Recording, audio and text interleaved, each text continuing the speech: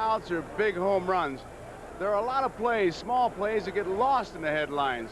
In Game 1, for example, in the 3rd inning, Kansas City had a 4-0 lead. The Phillies ended up scoring 5 runs in that inning, but there were a couple plays that just got lost in the headlines because McBride hit a big 3-run home run.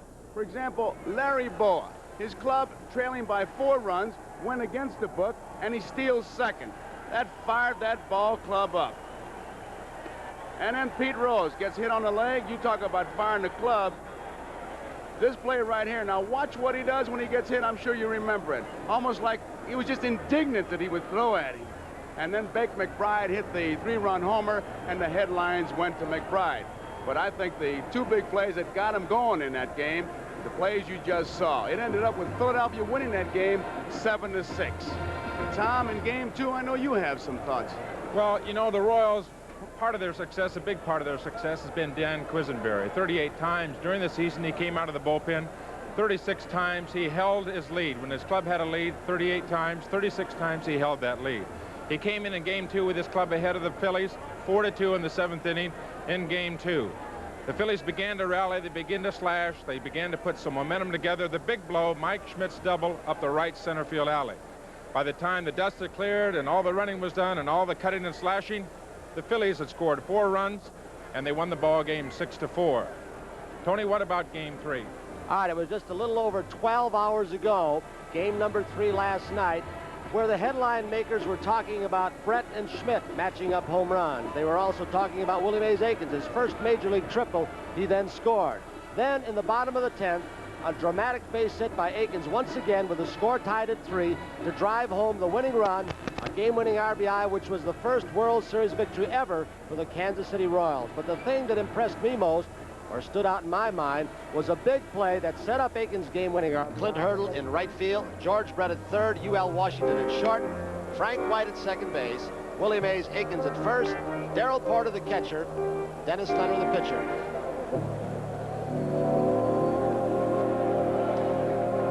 Dennis Leonard, the 20-game winner for the Kansas City Royals during the regular season. You see his stats there.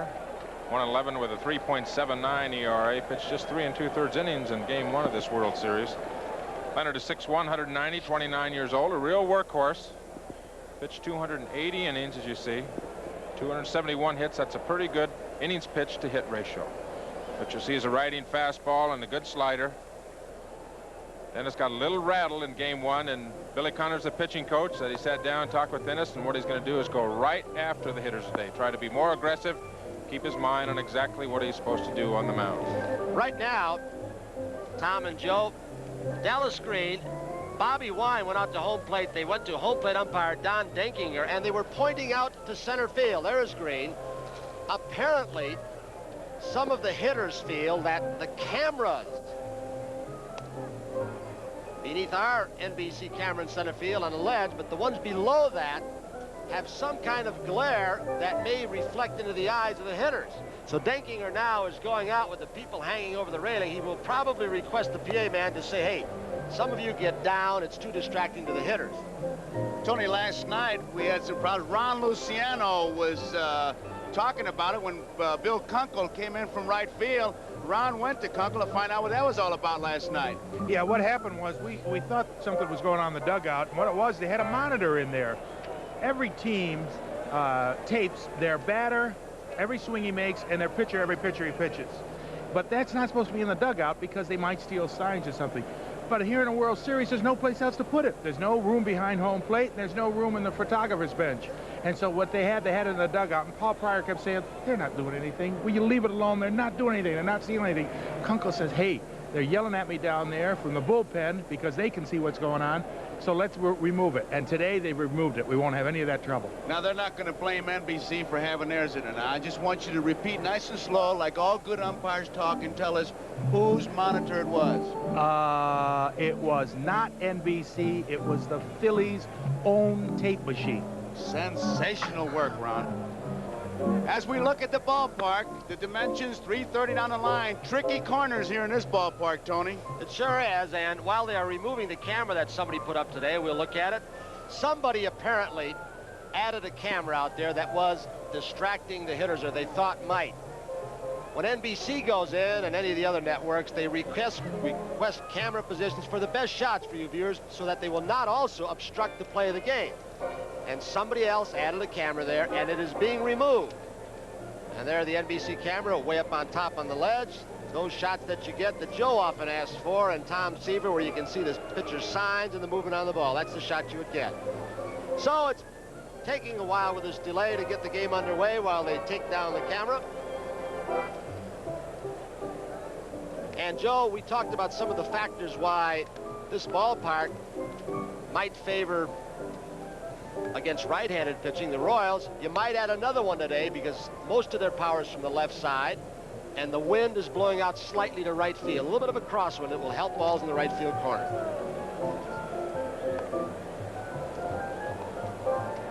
So a little bit of a delay here. The commissioner was just on the phone. There you see him sitting down next to his wife, Louisa.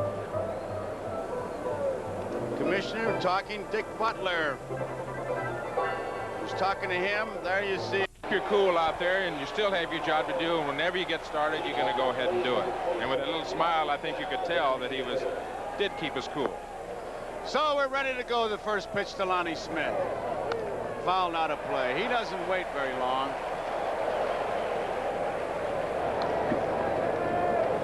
Smith 0 for 1, hitting at .364. I think one thing the Phillies will find out today about Leonard, he throws a little bit harder than he did the other day in Philadelphia. George Brett. They got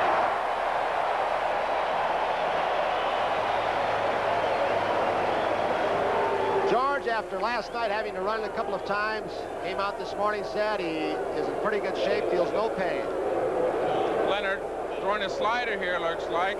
Lonnie Smith tried to stop his swing, and a little courtesy hopper down to George Brett and fired him out very easily. One out, Pete Rose.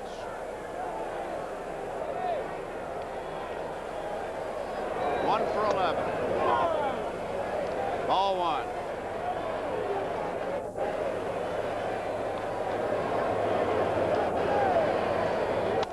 Out of play, and it's 1 ball and 1 strike. The Royals have been giving Pete Rose a steady diet of hard stuff on the inside part of the plate the last couple of games. Pete still with just the one hit that he got in the series last night, which drove in a run, broke his bat on that base hit, something that Pete Rose rarely does. But it'll be interesting to see if Leonard continues to throw him hard stuff. That was hard stuff. 1 ball, 2 strikes, 1 out.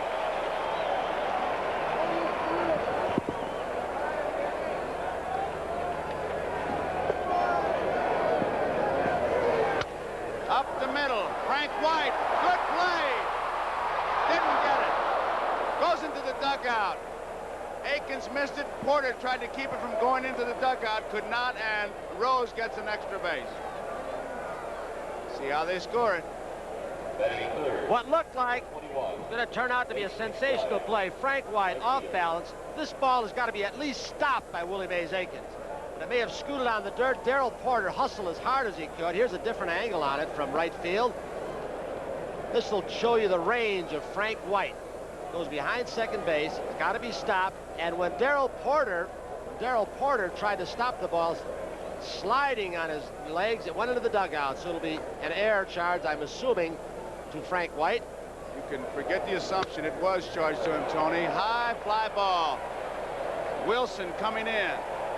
Makes the play. 2 outs. Rose credited with the hit. Gets the second on the error. There you see him. Here is Mike Schmidt. Third base. Ball game just underway. Smith bounced out. Rose hit a ground ball, and White made a great backhanded play. Threw it past the first baseman. Rose is on second. McBride is just flying to left. You haven't missed a thing. Schmidt with 1 home run. Outside. Ball 1.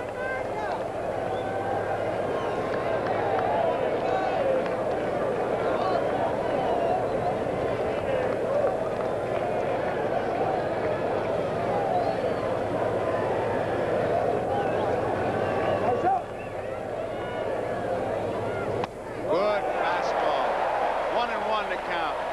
Now, I was surprised at the statement that Mike Schmidt made the other day after having seen Leonard one time, that they will finally see a National League type pitcher. He was referring to Rich Gale. Gale throws hard, but I think, as I said before, Leonard did not throw hard his first outing. He has good breaking stuff, but he may surprise him with their fastball.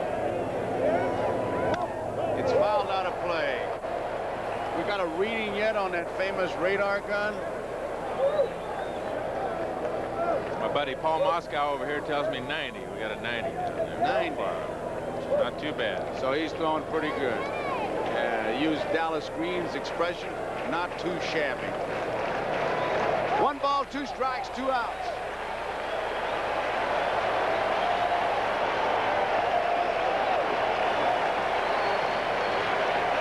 Shaking off a number of pitches.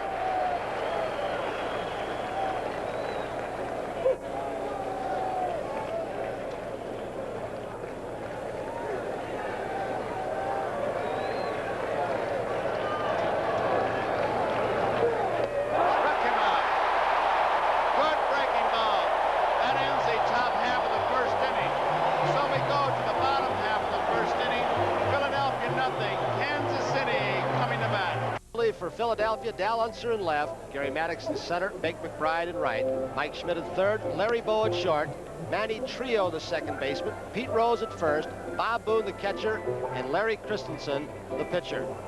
And Joe, as the lineups were taken up to home plate, we'd gotten the word just before the game started. The original lineup had Lonnie Smith in left and Unser DHing. Now, Dallas Green finally caught what he had done, and he finds out that he can play the man there. Unser, who's a much better outfielder than Lonnie Smith in left field, so he changed those spots.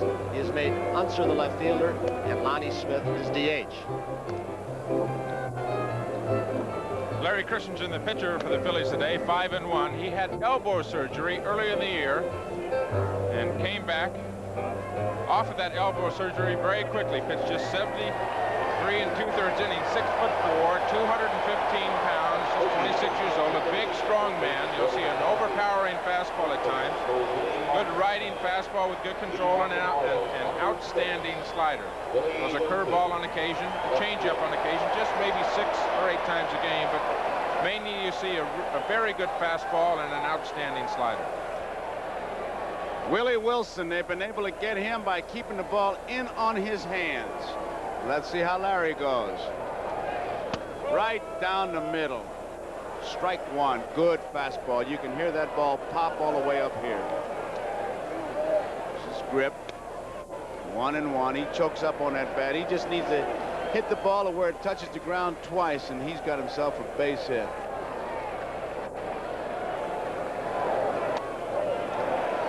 Two balls, 1 strike.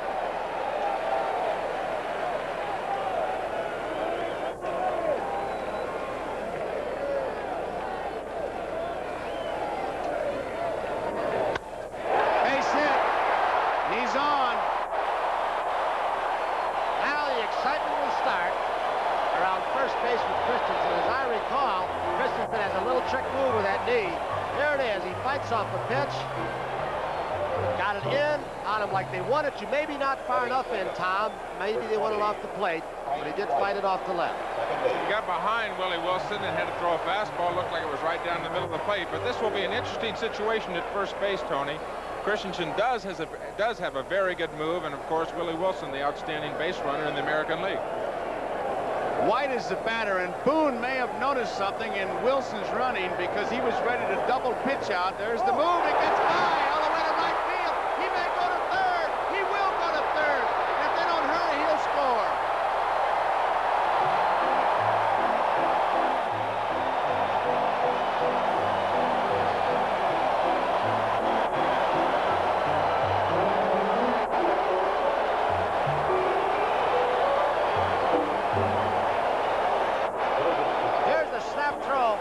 Move, you can see what Tom Seaver told you. That ball, Pete should have had. The ball hits his glove. Wilson did not come back diving. The ball went off Pete's glove and then through Wilson's leg, and he tore around the bases to third base. Strike 1, good fastball. Willie Wilson makes it happen. White. 2 for 12, a 167 average.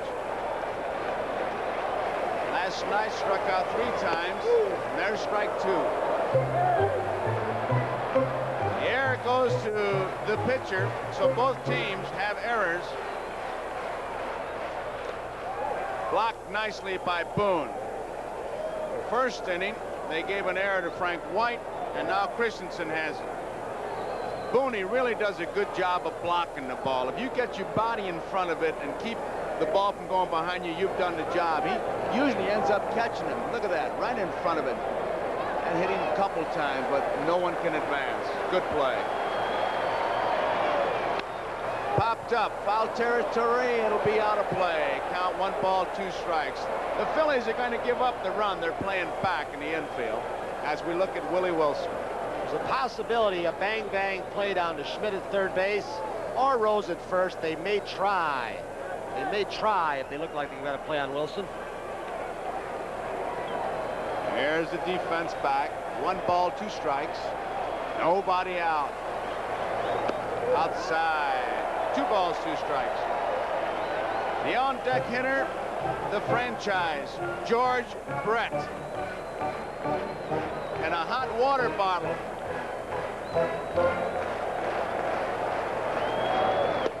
Outside.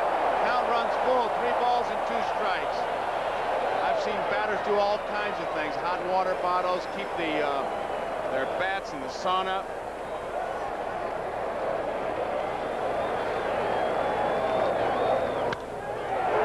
Short right field, Bake McBride. Wilson tagging up. He starts up holes as the throw comes in. And you can see how Bake McBride knew the speed of Willie Wilson at third, because he wasted no time to get that ball back. And Wilson has been outstanding scoring a short fly ball. McBride played the ball very well, Tony. A 3-2 pitch fastball out over the plate. White popped it up to right field. McBride got behind the ball where he could set his feet, go through the ball, and make a good throw to home, good strong throw to home. And I think if Wilson had tried to score, he'd have been out. Would not have been a very bright play had he tried to score with this fella coming up, because here's a fella drove in more runs in games he played. George Brett. Outside. He had 118 RBIs during the season. He played in 117 games. Walt Dropo, the only other player in the league to do that. Dropo played 136 games with 144 RBIs.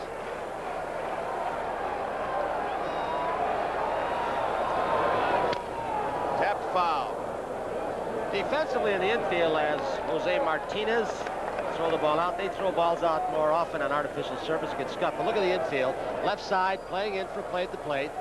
Trio is back, and Rose is in.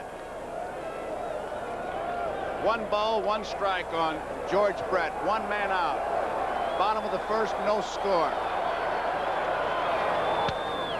Base hit. Extra bases.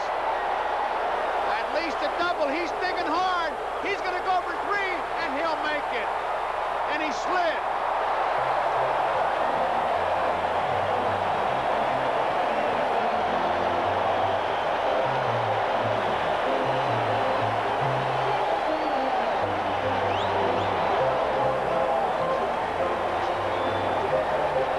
Here it is. Tom, this man hits more good pitches than anybody in the American League. Wasn't down enough, but it was down and in, a breaking pitch, and he showed the kind of speed he's got. Here he comes, second to third, he slides. Said he was going to try head first, but not that time. He slid a little bit more on the side than he usually does, and came up with a grin on his face. So everything is in working order. 1-0, Royals lead. Willie Mays Akins, and now the infield has moved in. It's fouled back. 1 strike. They continue to give Willie Mays Akins the right field line. He got the game-winning RBI last night to left center field, so they've got him stacked right, but he's been able to find the holes. Akins, 2 home runs, 5 runs batted in, 5 for 12. And there they go again with the line as we look at the defense. Look at Maddox toward left center. Right center field is McBride. Well hit, way back. This is maybe out of here. It is. Look at Willie Mays Akins. He's just now at first base.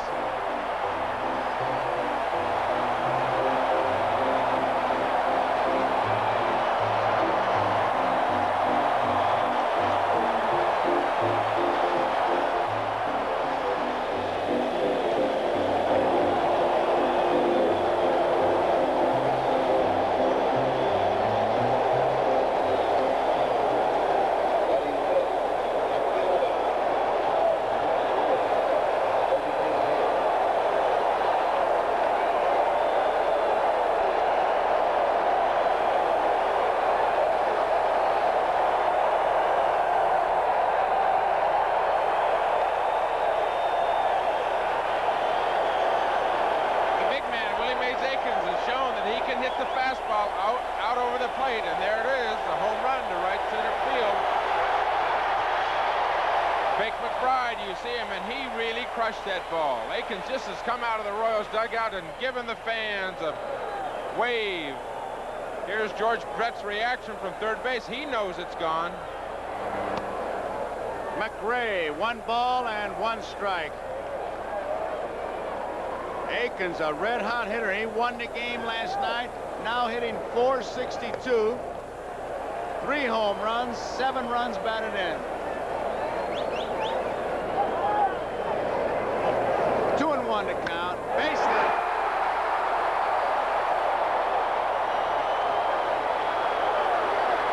He stretches it. How about that?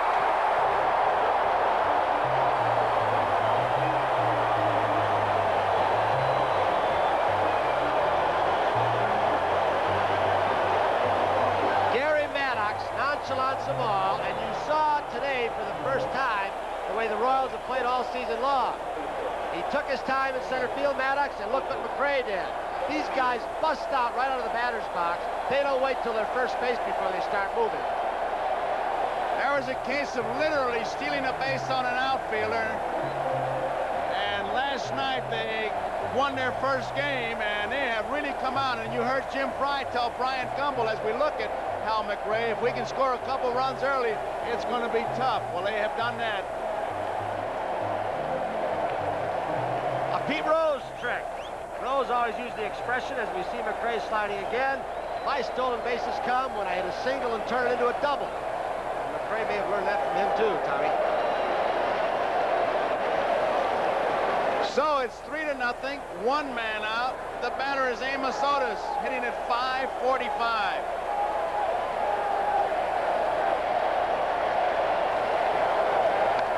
Fouled out of play. Otis has 2 home runs, 5 runs batted in. He's 7 for 13.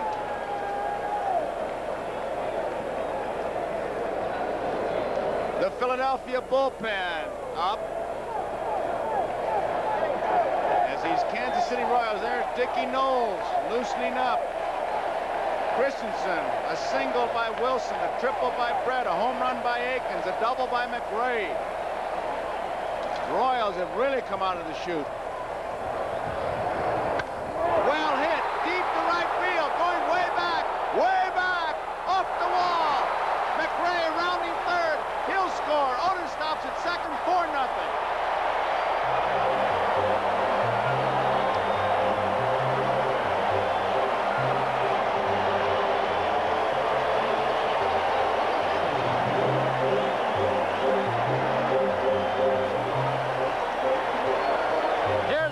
McRae at second base. McRae goes back initially. Might have been a slider or a cut fastball. Right field, Gary Maddox, as the ball hits the wall, mishandles it a little bit, but he wasn't going to get McRae anyway. There he starts bobbling it around. McRae circles third base and comes on home. They had better stall for time out in the mound, which Pete Rose is doing, and let Dickie Knowles get good and loose. They have hit some shots. You might want to watch now the change in attitude. Remember, the Kansas City Royals led 4-0 in the first game. Dallas Green is coming out now. It's a 4-0 lead. Looked like Kansas City was going to blow Philadelphia out in that first game, and those Phillies came roaring back. be an interesting just to watch to see the change in attitude. Hey, all 3 games have been crazy. The first 2 ball games, you might have thought, as Green waves to the bullpen, they were Kansas City's the way the game went. Last night, Phillies strand 15. You say, hey, that ought to be their game. We've had 3 like that. Could happen again. And we're going to have a pitching change. And we've got a break in the action, but we've got plenty of fireworks. Have hit Larry Christensen very hard. 5 hits and 4 runs here, still in the bottom of the first inning. The last time Larry Christensen pitched was in the playoffs against the Astros. That was in relief, and he got hit fairly hard. In the game that he started against the Astros, he pitched very well, but the last 2 times out have been very tough on Larry Christensen, and obviously you can tell the frustration that he carries right now.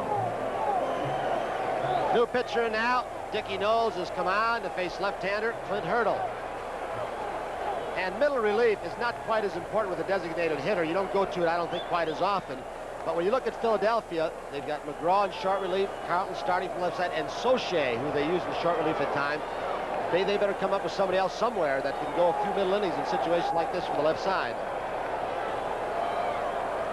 Outside. Ball 1. 12 total bases in this inning for the Kansas City Royals. Bat rack really juiced up today.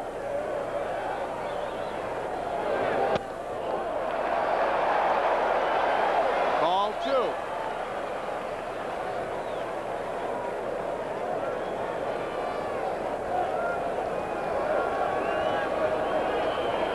Here's the on-deck batter, Darrell Porter. Curveball misses, ball 3.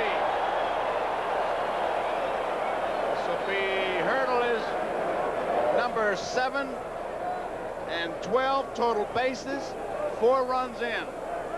So it looks like Kansas City a good chance to bat around, only 1 man out. Walked.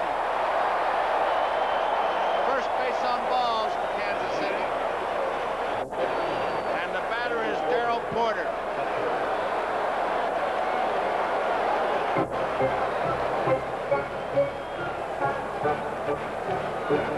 Porter looking for his first base hit. He's 0 for 7.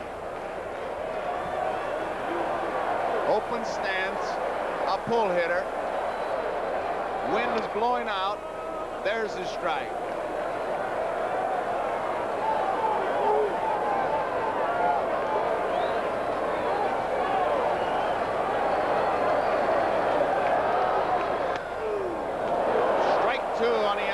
Corner. Trying to keep that ball as we look at Otis at second. Hurdle is at first. Keep that ball on the outside corner, hoping that he will pull it, hit the ground ball to the second baseman trio. Didn't get the curveball out on strikes. A good curveball. So there are 2 away, and here's the 9th man to bat in this inning, UL Washington. UL Washington, shortstop. Big inning for Kansas City. A single by Wilson, a throwing error, trying to pick him off, send him to third. A triple by Brett, send him in. A home run by Akins. A double by McRae. A double by Otis. 4-0.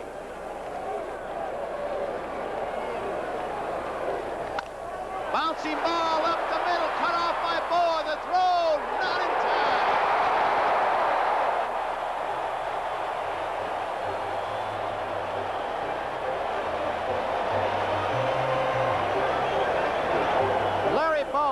Saves a run. That runner from second base can't score. Another artificial surface hit. He saved run, didn't get it out, but it could turn out to be a big play before it's over with. Showed nice range, Tommy. Excellent range on the AstroTurf. Larry getting off a good throw, but Washington certainly does run very well.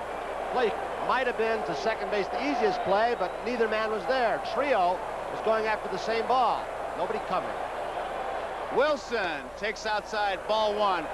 In the pregame interview with Brian Gumbel, Jim Fry, the manager, used the expression rabbits, and this is a royal attack. This is the kind of rally. The rabbits run and the big guys hit. 2 balls, no strikes. Or in my day, they would say the nits and the gnats bite you, the lions and tigers will eat you. All the base runners are on. Otis at third, Hurdle at second, Washington at first. 2 outs. Bouncing ball. Rose will have to run hard. Raced by Knowles. Got him. That guy's exciting, hitting a bouncing ball into first baseman. Inning ends. Crowd reacts on their feet.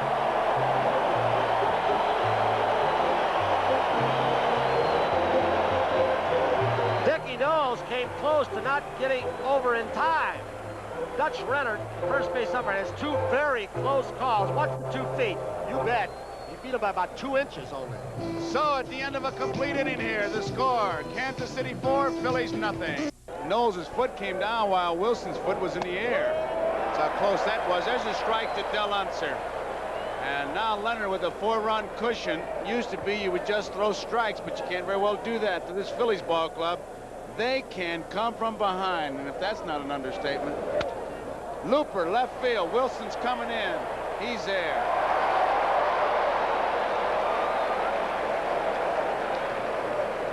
Willie Wilson, Number 31. described as the most disruptive, productive concentration breaker in baseball. And I'll buy that, I'll tell you.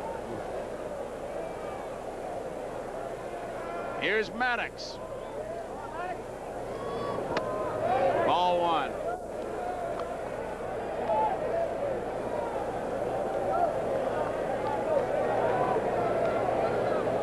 Maddox 2 for 10, takes inside, and it's 2 balls, no strikes. No home runs, 1 run batted in, hitting at 200.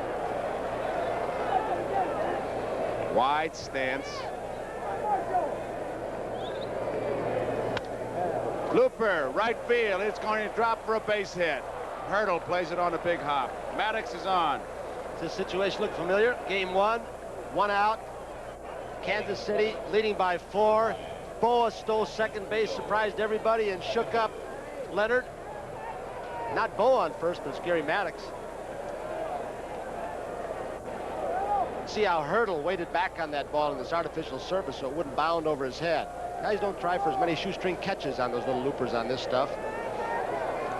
Perfect example last night when Lonnie Smith tried it in left field and Akins ended up with a triple.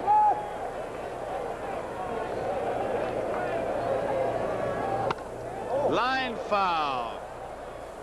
Did you notice, or was it my imagination, how much more closely and how much more time Leonard took watching the base runner at first base? Well, that memory of Boa running, trailing by 4, you got to believe, forget the scoreboard, just assume it's 0-0 if you're Porter and Leonard. But Leonard took a lot of time looking because they will run. They have been running. Fouls it back. Manny Trio, high fastball. Trio 3 for 11, hitting at 273, 1 run batted in. Kansas City 4, Philadelphia nothing. Top of the second, 1 out, 2 strikes to count on Trio as we look at Dennis Leonard.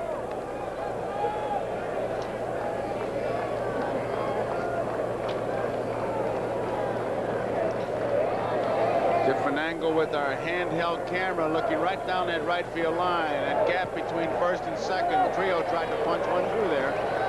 Good lead by Maddox. I'll tell you, that's the second time Trio's done that, and he's going to cash in all his dance tickets. He's not going. His bunions have to be hurting as we look at Maddox.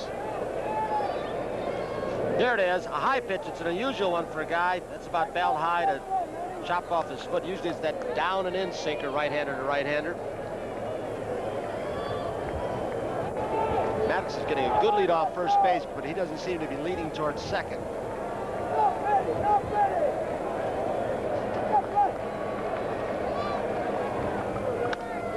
Ground ball, could be 2. There's 1. Nope. Into the stands again. And on the second base goes Trio. Low throw. It'll be an error on UL Washington. Be an error on UL Washington, but watch the way Frank White, very unlike him, shuffled the ball with 2 hands. Look at this. You barehand the ball. I got to believe that may have fooled Washington a little bit. And of course, he's got the runner Maddox, who got a good jump bearing down. So it'll be an error on UL Washington. Here, Tommy, from left center field, it's Maddox. You know, one of my roommates in the big leagues has been Buddy Harrelson, who was an outstanding shortstop for the New York Mets. now playing in Texas. One of the things he told me he always liked from his infielders or from a pitcher on a double play is to get the ball firmly at second base so you can have a good feel of it when you do get a hold of it. Left field, Wilson coming in hard, going out, Washington. Here's a throw, trying to score Trio. He'll make it. It gets by Porter. Boa is rounding second. He'll hold on.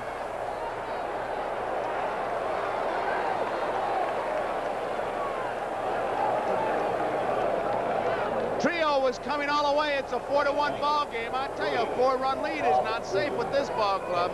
So the error on UL Washington hurts.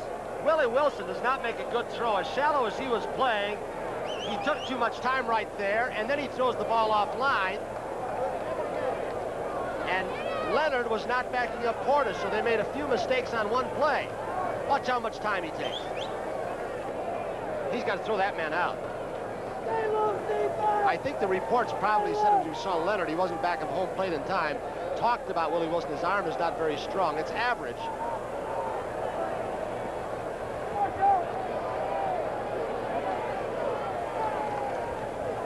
Here is Bob Boone. It's a strike. The scoring on that play, Boa gets his single, obviously, crediting him with an RBI, and takes second on the throw. No error.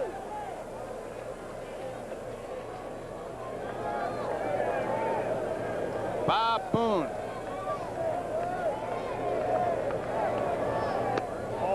Outside. You know, one of the things, Tony, that I've noticed now going into Game 4, of all the people that I've talked to around the American League people, the American League writers, they've told me that this Kansas City club does the fundamentals correctly, that they do the fundamentals very well. And there's many, many times during this series I haven't seen it. They have not done the fundamentals well. You're right, they haven't. High, 2 balls and 1 strike. The on-deck batter, you saw him with Lonnie Smith. His Phillies ball club, they do one great fundamental. They can come from behind. Here comes the pitching coach, Billy Connors. Tom, you know, there was no error charged on that when the ball got by Boa, and I know earned run averages don't mean a thing in World Series play. But that is unfair because the runner's in second base. Should he score, it's a run charge to Leonard. That team air concept they talked about, you got to give an error to somebody for over the sake of the long haul. I think for a pitcher's ERA. 2 balls, 1 strike, 2 outs, 4-1. Boa's at second base. We're in the top of the second.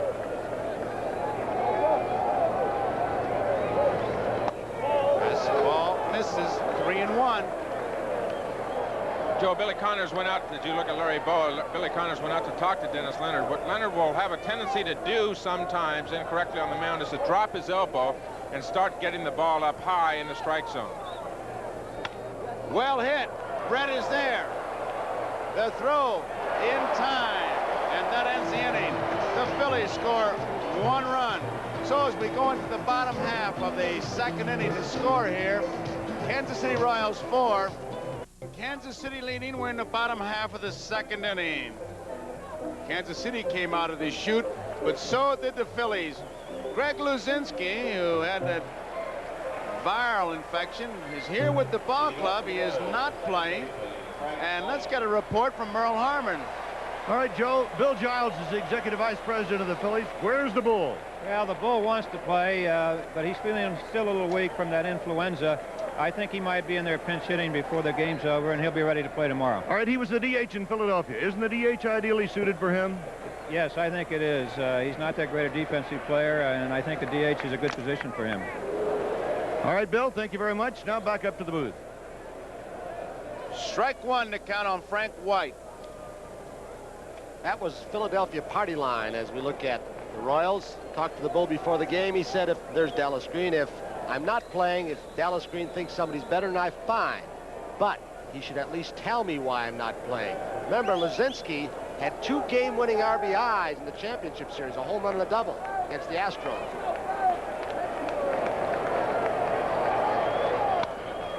Center field, coming in hard, Maddox. He's there, 1 out. Tony, I don't want to belabor the point, but it sounded like when you talked to Luzinski, he might have been a touch upset. Oh, was he? You talked to him also, didn't you, Tom? I talked to him, Tony, and I would say he was a little bit more than a touch upset. He wants to play, and he's a little irritated not being in the lineup, for sure. And it could be, as we look at George Brett, it could be that Bull heard everything we said because he's not on the bench, so he's probably in the clubhouse watching the game. Hope you feel better, Bull.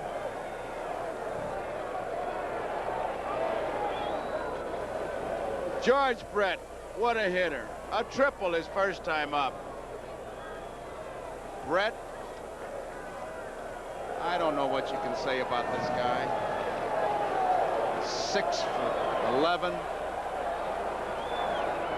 Takes it low, ball one. Comes off what they called minor surgery. Hits a home run his first time up after the surgery.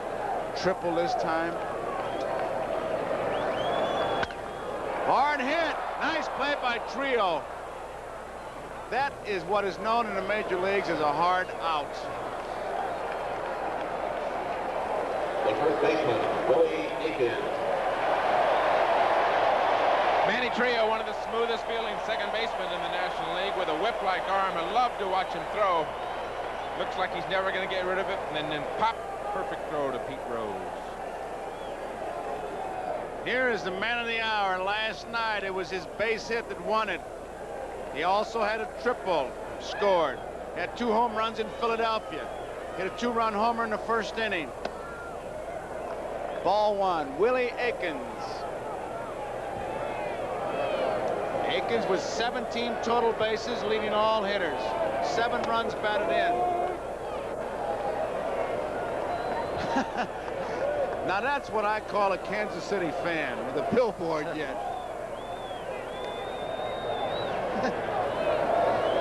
1-1 pitch. Dickie Knowles in relief for the Phillies outside, 2-1.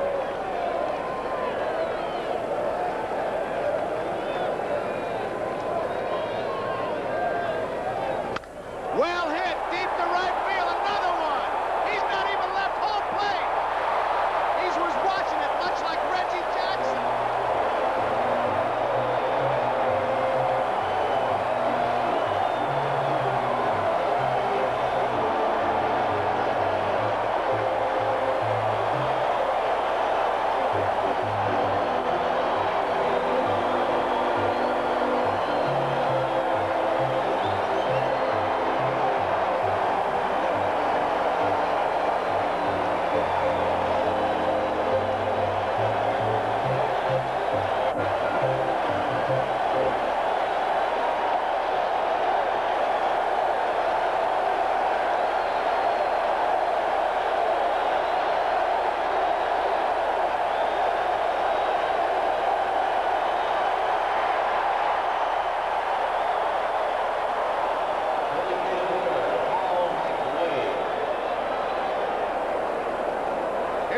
McRae, 5-1 to score.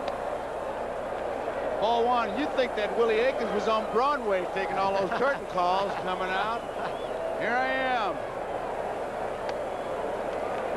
In all the pre-World Series hype and analysis, the edge and speed was given to the Royals, power to Philadelphia. It is now 7-2 in home runs in favor of the Royals. Willie Akins, his second home run. He hit 2 in Philadelphia, and when he hits a home run, he really likes to look at it. And I don't blame him. 2-1 pitch inside. He only regrets not being able to watch himself hit. Well, he knows it is gone. Breaking ball right down in the middle of the plate. You might have seen the flinch of Bob Boone. And Akins stood there for, what, 3-4 seconds before he moved. He enjoyed it. Right field. Base hit. McRae. And watch him go. Here he goes. He's going to try it again. And he makes it.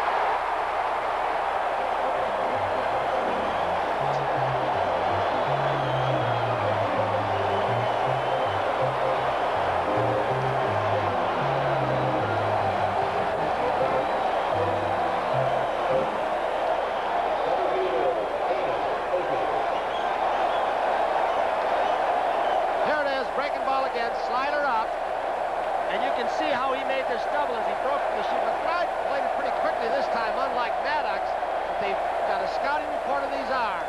And there goes McRae. What is that, the 6th extra hit for the Royals. They've got the juice turned on, don't they? The difference in the attitude. Remember, they led 4-0 in Philadelphia, and they seem to say, well, that's enough, but they are really good. This is Kansas City Royals brand of baseball right here. Otis, ball one, it's aggressive. Hal McRae has hit what would amount to a single for most ball players, and he has just literally stolen the base on 2 different outfielders. Maddox in the first inning, and here on McBride. He doesn't stop. He gets to first base and makes a left turn going one way. Fastball, 1 ball, 1 strike. Aggressive base running, aggressive hitting, power hitting by Willie Akins.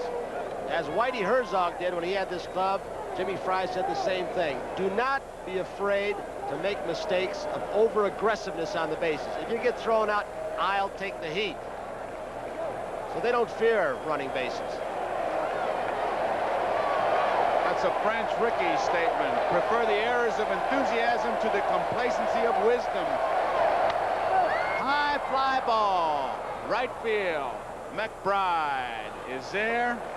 Ends the inning with the Royals. Another run. Tremendous home run by Willie Akins at the end of 2 to score. Royals 5, Phillies 1.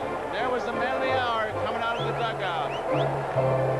And take a look at this home run that he hits once more. What a ball game. Lonnie Smith, ball 1. I tell you, Willie Akins imitating Reggie Jackson in many ways by watching the ball as Smith hits a high hopper to Brett. And who can ever forget, talking about Jackson, those 3 home runs he had against the Dodgers? Will Willie Akins do that today? I recall he hit those 3 home runs on 3 swings, 3 consecutive swings, didn't he? I don't know, but he hit them a long way, and those 2 that Willie Akins has hit are really not cheapies. Pete Rose with 1 out, nobody on. He was safe in the first inning. And an infield hit, went to second on an error. Strike.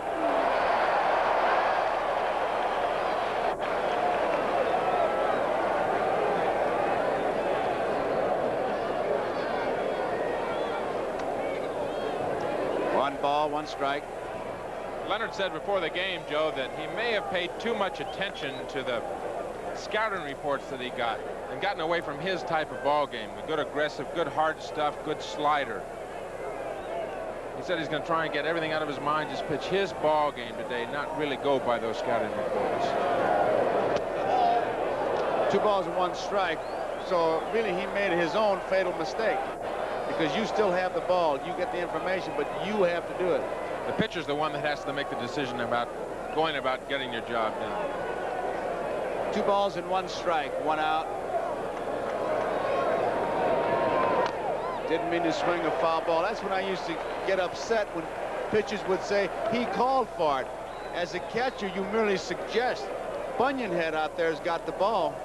Oh, We're now Bunyanheads, huh? You didn't get much sleep last night, did you? 2 balls and 2 strikes.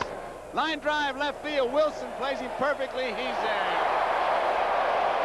That is not an easy outfield spot when the sun comes out as it is now. Remember Bucky Dent and Lou Piniella in the championship series here where they lost the ball? So there are 2 outs, and we got Sports World following our ball game. A pretty good fight. Michael Spinks, I tell you, he's coming on strong. This will be a tremendous stepping stone if he can win it, but he's got a dandy to go against, Yaki Lopez. It'll be following our game here, 4 o'clock Eastern time, Sports World. McBride takes it low, and it's ball 1.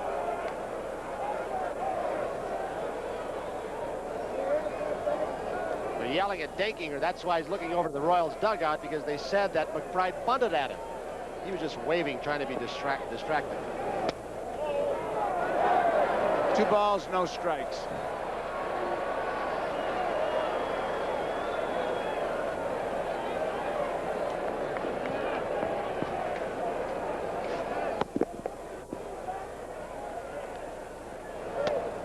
It is low, 3-0.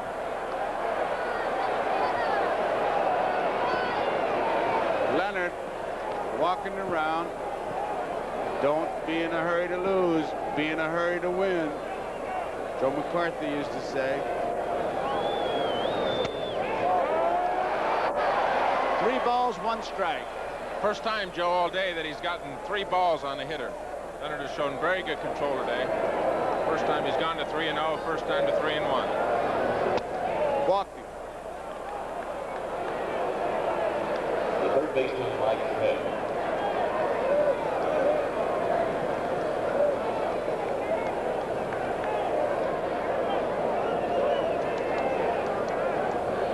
Mike Schmidt. 2 men out. Base runner at first, McBride. The score, Royals 5, Phillies 1. Sun has really come out. I mean, it is bright now. Shadows starting to creep towards the infield. Not a factor yet.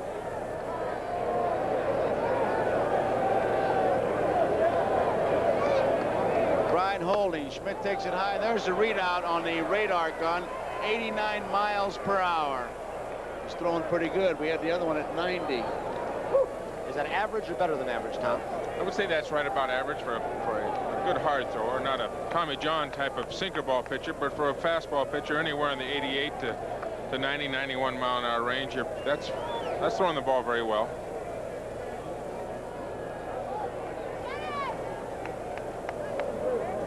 There you see the insert. You'll see how fast he's throwing it, and if he hits the ball, Schmidt does, you'll see how fast it goes off the bat. Breaking ball. The 56, you see, was the catcher's throwback. We got him covered every which way. I tell you, this game is getting so scientific. What happened to the guy that played good old country hardball and fired it? That's an STS gun, spherical tracking system. And if you can't pitch, it won't help you.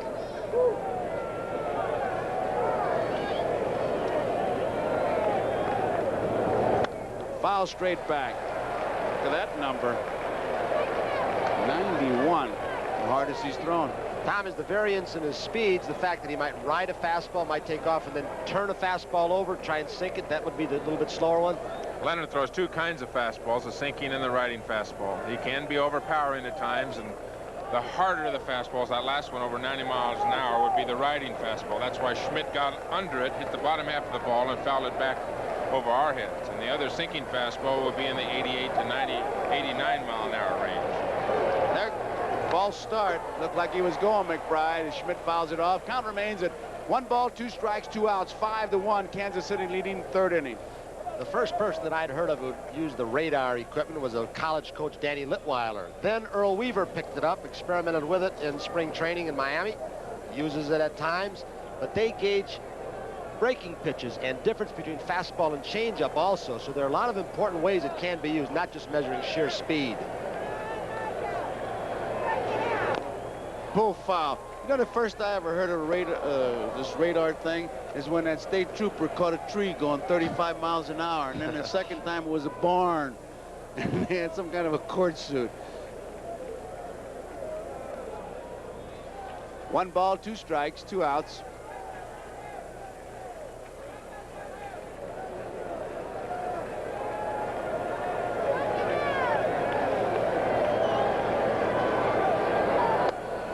There goes the runner. The throw is, he got him. Beautiful throw by Porter. Porter to White gets McBride. So they're trailing by 4, but they're still running. So 5-1. Royals leading the Phillies, and we talked about Reggie Jackson's home run. Who can ever forget him? Here comes a fall class. Glenn Hurdle takes it on the outside corner, and it's strike 1. Hurdle walked his first time up. High. 1 ball, 1 strike.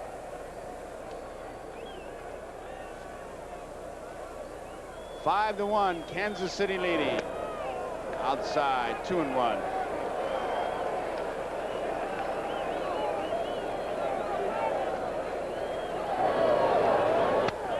Off the end of the bat, it's going to be trouble. It's a base hit. It'll be extra bases. Another one.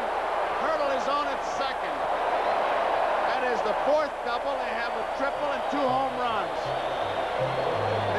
stopped at first base. Just make that left turn and go. Watch the English on this ball as it scoots down against the wall. It's Bill Kunkel. They just keep on going. Unser with no play. You know, I got to make one point about that steal when McBride gets caught. We talked a lot about Boa stealing 4 runs down. Well, Boone was hitting behind him in that situation. But when you've got the home run leader of the major leagues, as McBride got caught, Schmidt, you take the bat out of his hand, it's not as good a play, is it? Nope, especially if you get thrown out. Which you did. Right. It's not even a good time to attempt it. Right. Starting to get soft, Tony. I'm agreeing with you. Porter. 1 ball, 1 strike. These Kansas City Royals really came out of the chute. 5 runs in 2 innings. 2 balls and 1 strike. Home runs, doubles, triples.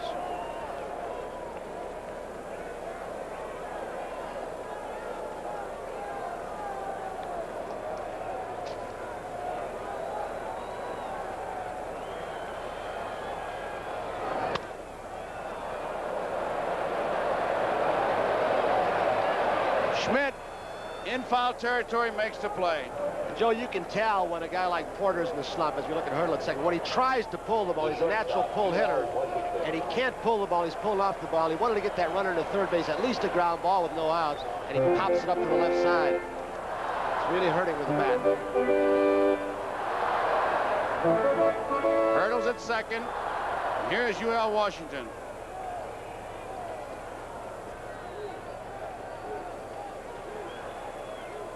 Washington had a base hit his first time up. It's a strike.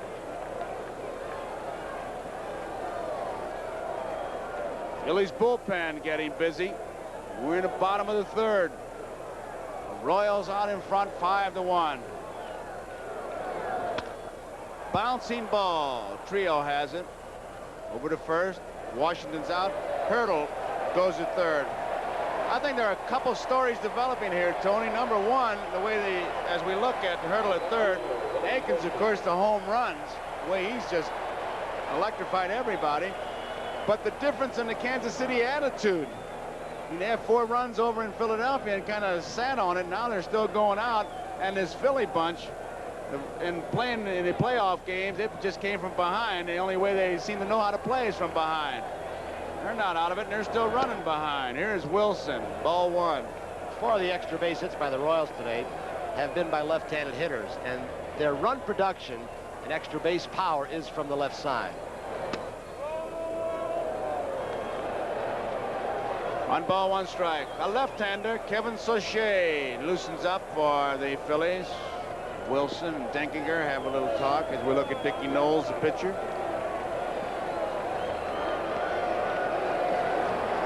Hurdle at third. There's a strike. Wilson had 184 singles this season, which is a new American League record. He went to bat 705 times.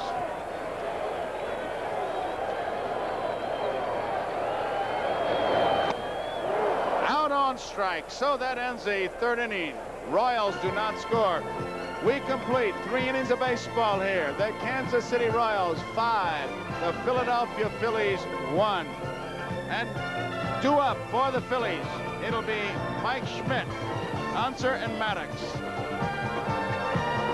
We're here with the premier of Blastovia at this typical. He was the batter when Bake McBride was out trying to steal.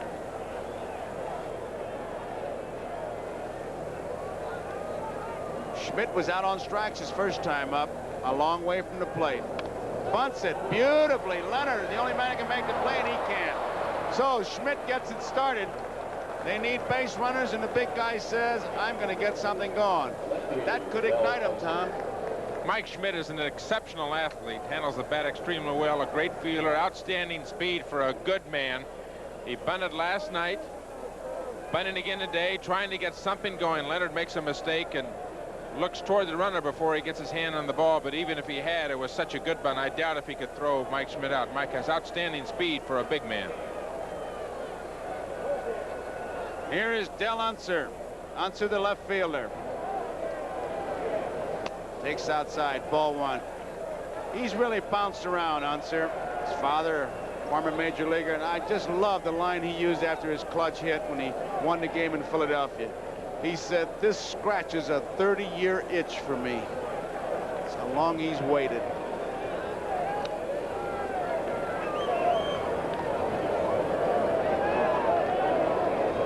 At first base, Mike Schmidt.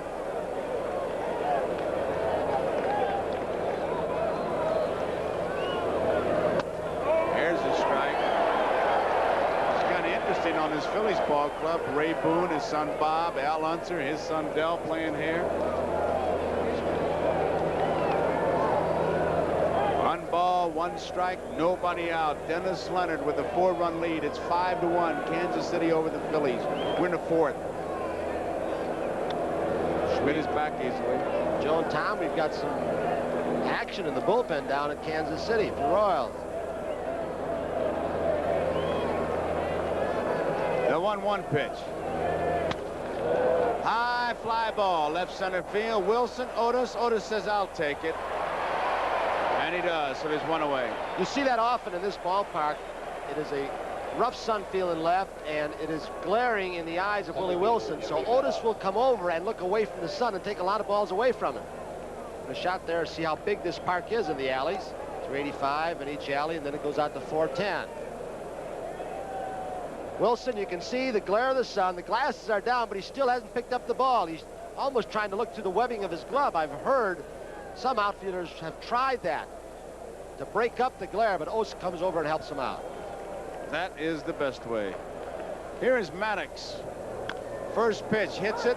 Little dribbler, Akins will race him and got him. Long call, just did get him.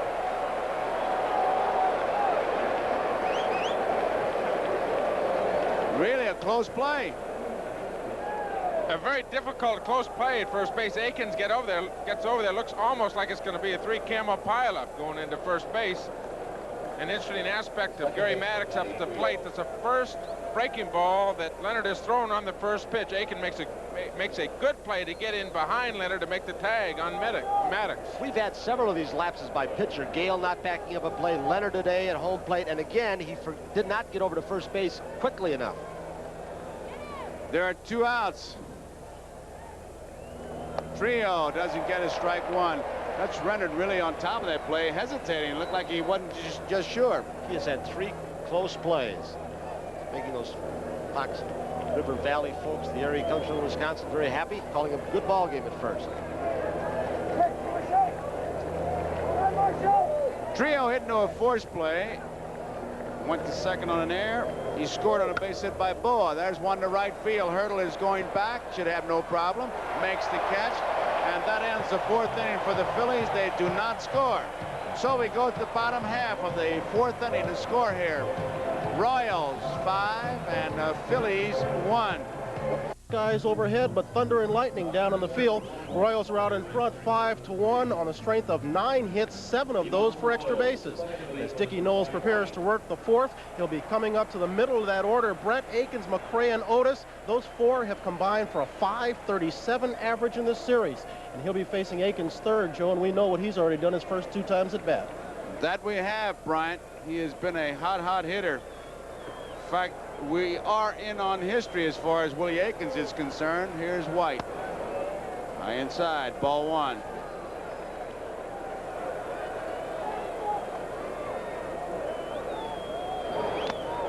Didn't get it. 1 ball, 1 strike. 5-1, Royals lead, bottom of the 4th. Phillies lead the series 2-1. It's popped up. It is playable. Pete Rose says, "I'll take it." 1 out. There's the blimp. The 3rd baseman, George Brett. There's the pilot. He's got some seat. All right.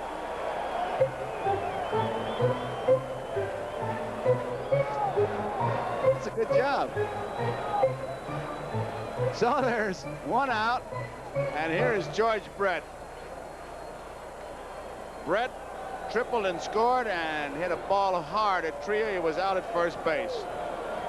Akins is the on-deck hitter, and he'll just get a roar when he comes up. Strike one. Akins, the on-deck batter, is the first player in history to hit 2 or more home runs twice in the same series. And Jackson's 3 home runs, Reggie Jackson's 3 home runs you saw in the flashback, were 3 years ago today. Right to the day.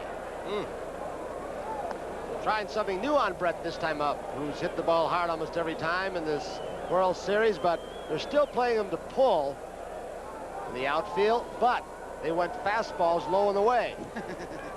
He had a fastball low and away from Davis. This guy's got to be a George Brett fan, that youngster. Well, that kid, he was supposed to call his mother, but he brought a hot dog and made the sign up. 2 strikes on Brett. Down he goes. There's a message right there. Here comes Jim Fry out. There's a message. Jim Fry is out right now. He is really upset. He is really upset. 2 strikes, no balls, and he really low-bridged him. Fry wants to go after him.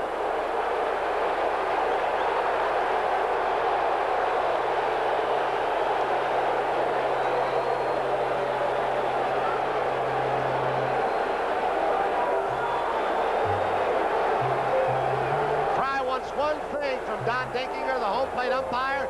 He wants a warning issued to the pitcher, and we're going to ask Ronnie Luciano, who's in the booth. Brett is the calmest guy here. Now Rose is challenging Fry.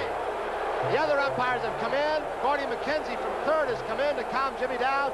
He wants no one, Jimmy Fry, messing with the man you called the franchise last night, George Brett. So they have stirred up Jimmy Fry. Pete Rose also.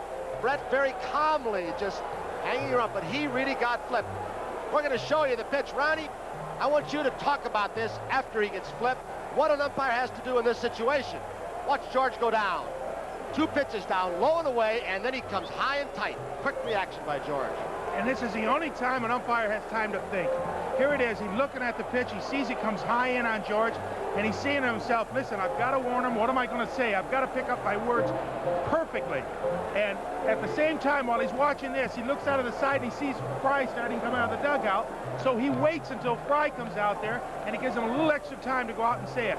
He was going to go out to the mound and talk to him, and he's going to tell him, listen, if it come close again, you're gone. Not only you, but I'm going over to Dallas Green, and Dallas is going too. And by the same token, if Dennis Leonard throws at anybody, Dennis Leonard is going to be gone, and Fry, you're going to be gone too. Unfair rule. Unfair rule. The first guy can take a shot, and the next guy who might let a ball slip, he's thrown out. Why? They don't want anyone hurt. The heck with the shots. I get 1 shot, you get 1. None of this even up stuff. We don't want anybody hurt, and he's going to stop both sides. Okay, guys, settle down. Curveball inside. Ask about it. Strike is called. You'll hear a boo. There is Dallas Green. He was warned by Denkinger. So the message is clear. Let's see what happens now. The man who hit the 2 home runs.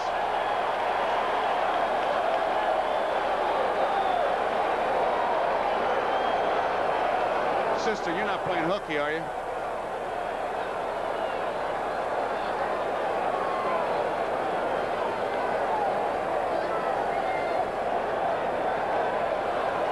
Here's the man that hit the 2 home runs. Curveball is a strike. He tied a record today for home runs in 2 consecutive innings. Ruth in 23 and 28. Hits it foul. Kluszewski in 1959. Jackson in 1977. George Brett, he is upset.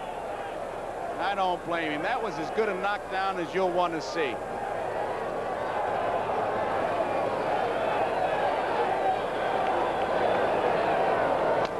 Off the handle.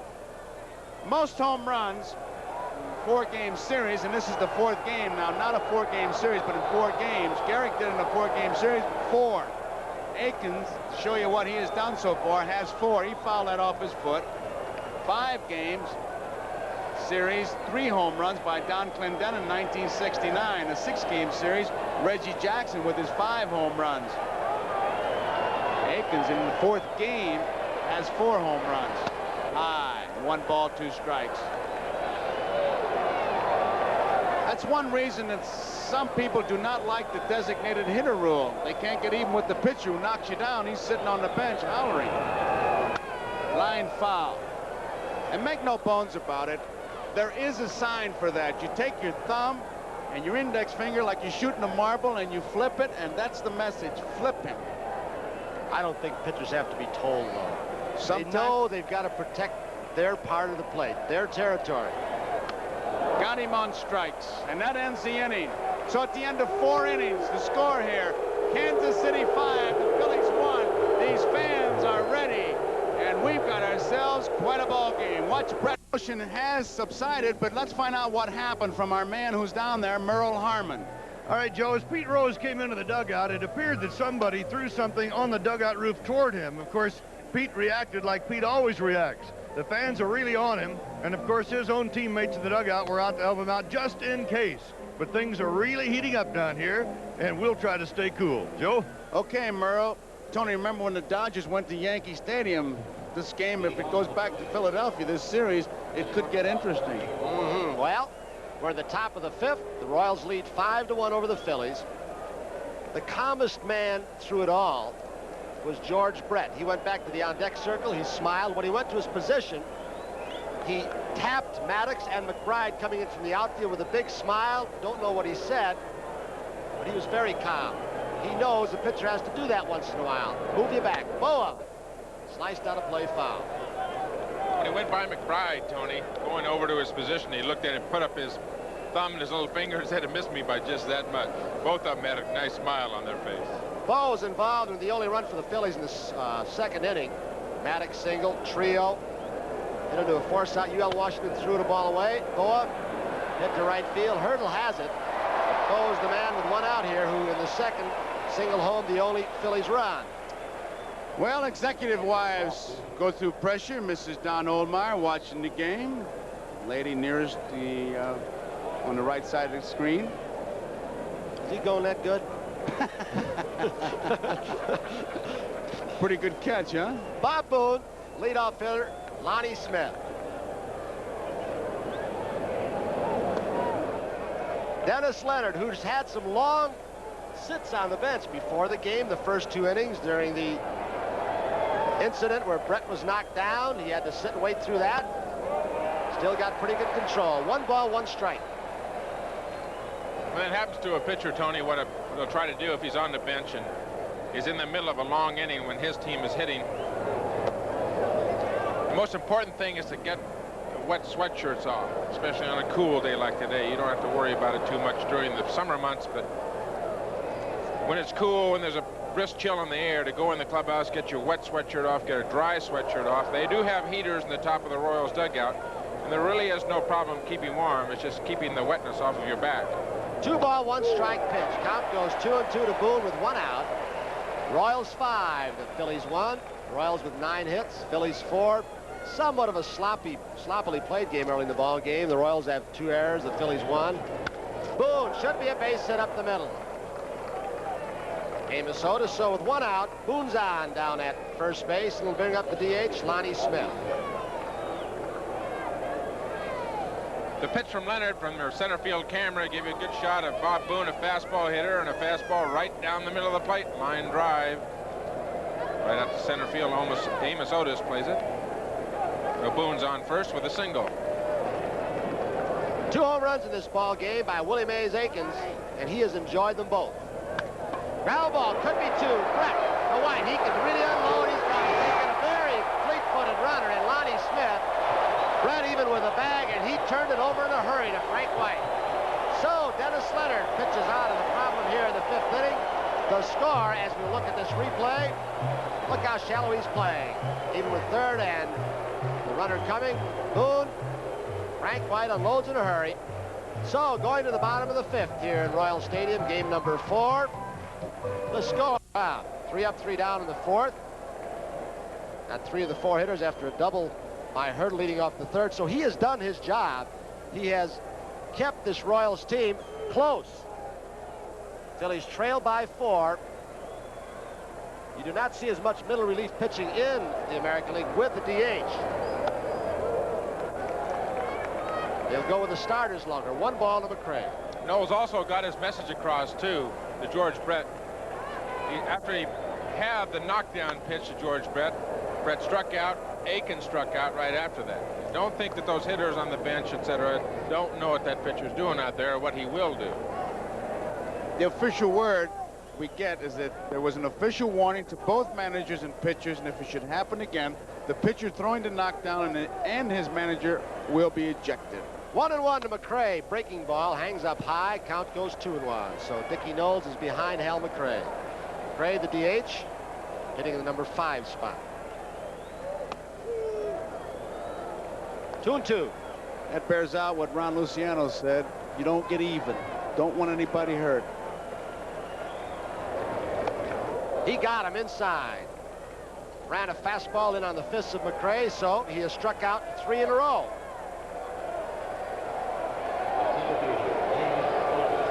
Now it's A.O. Amos Otis with a double and a fly ball to right field. 5-1 with a full house once again. A little over 42,000 people here in Royal Stadium for game number 4 of this World Series. Phillies won the first 2. Kansas City won last night to get back in the World Series. And fellas, we are not being self-serving when we say this, but we got to compliment our engineers, camera crew, George Finkel, who produced the games in Philadelphia, Mike Weissman here, Harry Coyle. We've got great pictures for us. Thank you. Base hit by Otis on a breaking ball up the middle. So he's on. He can steal a base and hurdles the hitter. Left-handed hitter will give him some protection. Otis 2 for 3 in the ball game, a double and a single. We're in the bottom of the 5th with 1 out. Royals leading 5-1. Royals with 4 runs in the first inning, another in the second. Phillies came up with their only run in the second. Royals have 10 base hits. Phillies 5. Hurdler's walk and double. A little squib double down the left field line.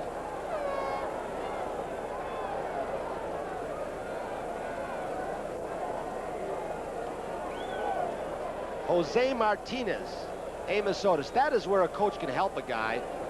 Oh, and scouting reports, talked to Tom Ferrick, one of the scouts from the Royals who scouted Philadelphia, said, we look for pickoff moves from pitchers because of our running game. Outside, 1 ball, no strikes. And it might be a little difficult for a player to remember all the slight nuances in pickoff moves and everything else. So Jose Martinez has memorized it so he can pass the word along to Otis. What kind of move does he have? Is he quick to first, slow to home, or vice versa? 1 ball, no strikes, 1 out.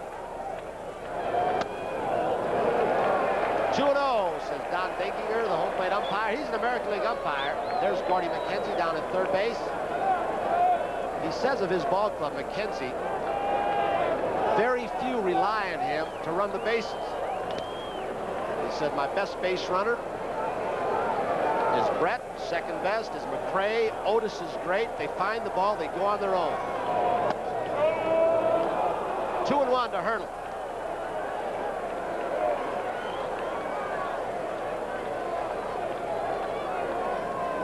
Dickie Knowles, another of the young pitchers on the Phillies staff out of the Dallas Green School of Pitching. You can see him how he grips the fastball there behind his back. And you know, they get a good shot of that World Series ball. You could see the red ink that's on that ball as opposed to what would be the green or blue ink on the National or American League ball. Otis was going. Otis was going. He took 2 little shuffle steps off first base, and then Dickie Knowles stepped off.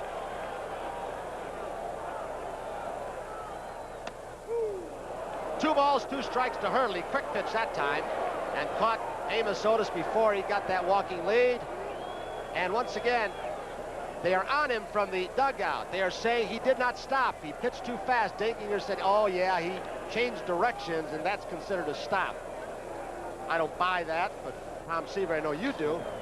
But all you guys cheat. Otis and Knowles watching each other. Outside, count goes full to Hurdle. 3-2, and with 1 out, Amos Otis will probably be on the move. We've got a 5-1 ball game. The Royals have the lead. He's off. Outside, ball 4. Royals are 2 and on and 1 out.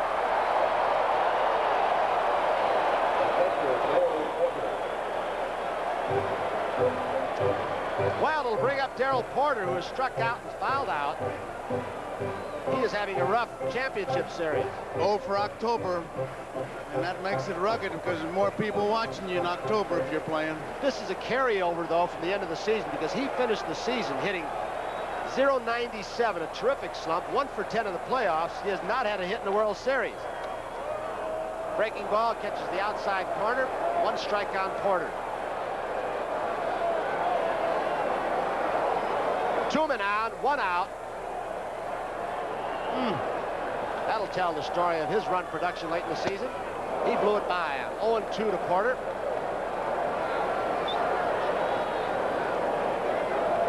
Porter gets an outside fastball from Dickie Knowles, and it looks like he's trying to pull the ball, Tony. Instead of going with that ball, trying to hit it up the left center field alley, really gets back on his heels. 0-2 pitch. Porter tries to go the opposite way that time.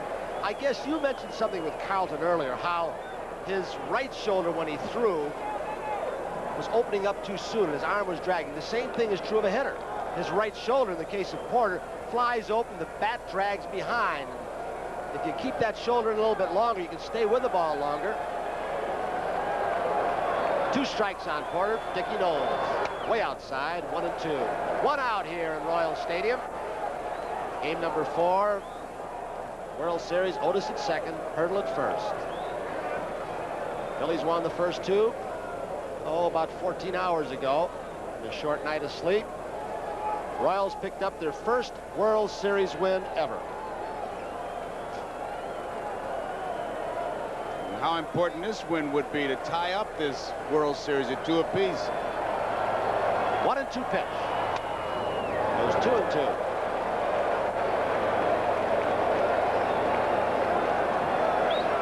After the knockdown of Brett, Knowles struck out Brett, the check swing, then struck out Akins, then struck out McRae. Then Otis got a single and Hurdle walked.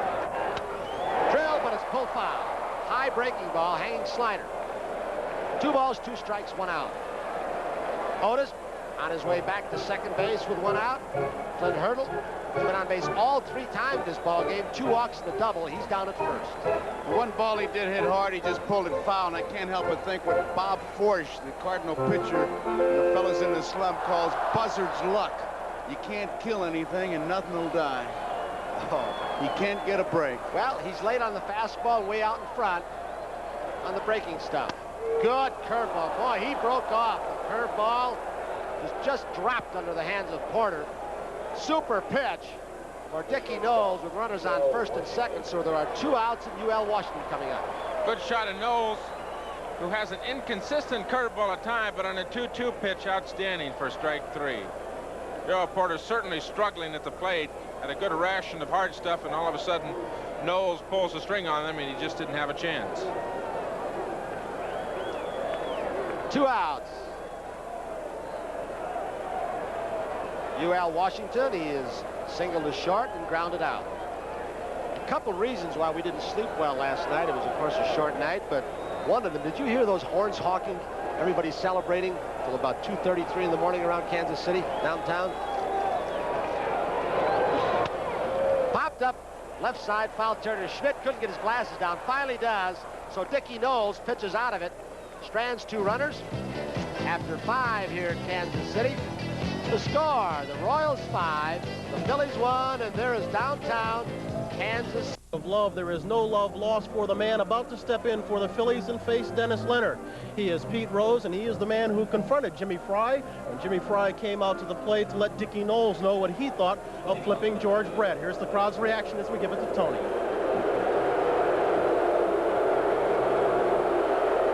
Those boos are not coming from outside the stadium, a great shot you just saw, but from within. But Pete Rose has heard this before.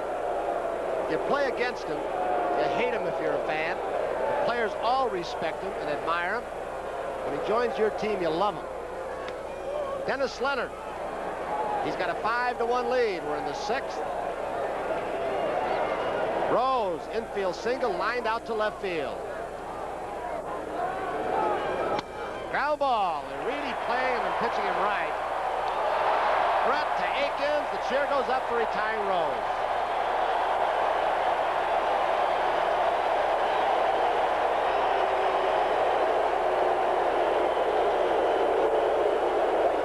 He tried to hit it past Brett, you can see when he was up there, he was looking that way. Rose rarely bunts. He fakes a lot of bunts, but he doesn't bunt that much. But he tried to smash it by Brett, couldn't do it. Now it's Big McBride and that shadow as we look at George Brett. A very good fielder. He's improved, Tommy. He used to throw a lot of balls away. Most of his errors came from an erratic arm. Fake bunt. Brett is charging from third. 1 ball, no strikes on McBride. He's right up on the plate with that very short and light bat. Shadow just about ready to creep over home plate. There you see it. Foul out of play by McBride. 1-1 with 1 out. Well, late today at 4 Eastern time, NBC Sports World returns live. It's a 10-round light heavyweight bout between undefeated Michael Spinks and Yaqui Lopez. Then some of the greatest names in bowling go pin for pin in Legends of Bowling. All this and more today on NBC Sports World at 4 p.m. Eastern time, following the 1980 World Series here on NBC Sports. Base hit to left center field. It's going to roll to the wall. McBride off and running. Will pull up at second base with a stand-up double. So, after Rose goes down, McBride ignites something with Schmidt coming up. And I've got to add one thing, Joe, before I let you jump in. If you've been a Joe Garagiola fan, as most people have around the country, a little special tribute to Joe. He's done the Today Show and game shows and baseball and wrestling. You name it, he's done it. Nice little tribute for a very special anniversary. We hope our people will tune in. I enjoyed being a small part of it. Congratulations, pal. Okay, Tony, thank you very much. The story will be on Sports World. Right now, let's get to Mike Schmidt. Major League's home run hitting champion with 48. 1 out, McBride at second. Phillies trying to come from behind. Royals 5, Phillies 1. Schmidt has struck out and dropped the bunt single on Brett. Chopper, going to be trouble. Brett on a tough hop. He recovers the ball. He made a fine play. He got Schmidt just barely, but how Brett recovered and threw Mike Schmidt with that great speed out, Tommy. It's a fine play. Watch how far towards second base he has to go. It's a short hop, knocks it down. He stays right with it, and his great arm gets Schmidt just in time. You got to believe him, especially now when he says the other night he could have made the 2 plays on the balls hit off Larry Gura. Brett did go way to his left. The ball very fortunately popped right up in front of him, and good work, Harry Coyle. You could see from that first view that he was out at first base. Dutch Leonard at first base has had 4 plays that are matters of inches and literally tens of thousands of seconds when that foot hits the bag and the ball hits the glove, and he has been right there every time. Saving that base hit prevents some problems for Leonard. McBride still stationed at second with 2 out, 1 strike on Dal Unser, who's 0 for 2, 2 flyouts. Breaking ball gets away from Darrell Porter. Just off the end of his glove. It'll be a tough official scorer's decision.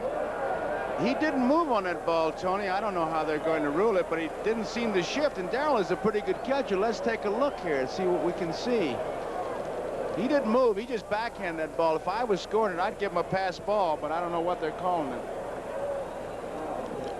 You know, sometimes, Joe, a catcher, when he's catching a control pitcher, won't shift around as much because he knows that pitcher is going to be around the plate somewhere. And that pitch looked like it got way inside, and Darrell looked like he was off balance going after it. Hit off the end of his glove.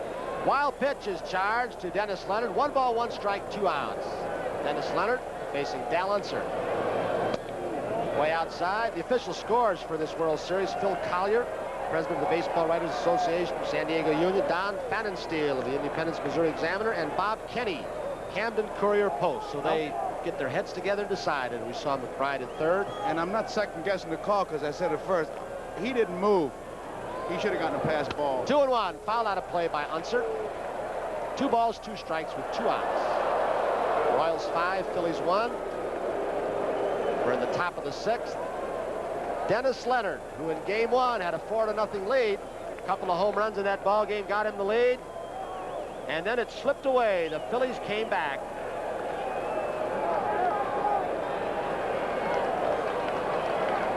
Leonard with McBride at third, really taking more time. Unser is also getting his thoughts together. Breaking ball, he got it. Slider out of the strike zone, but he gets Dal Unser for a strikeout, so he strands. Take McBride at third base. The score here in Kansas City: Royals 5, Luciano, there was a meeting with the home plate umpire before he threw his first warm-up pitch. What was it about?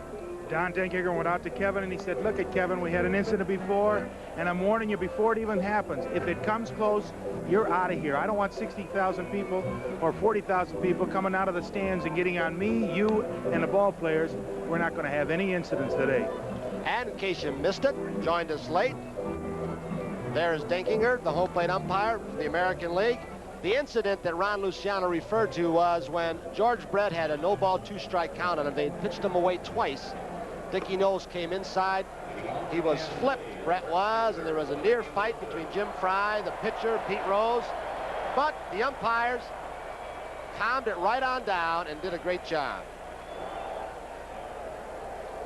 5-1, Royals over the Phillies.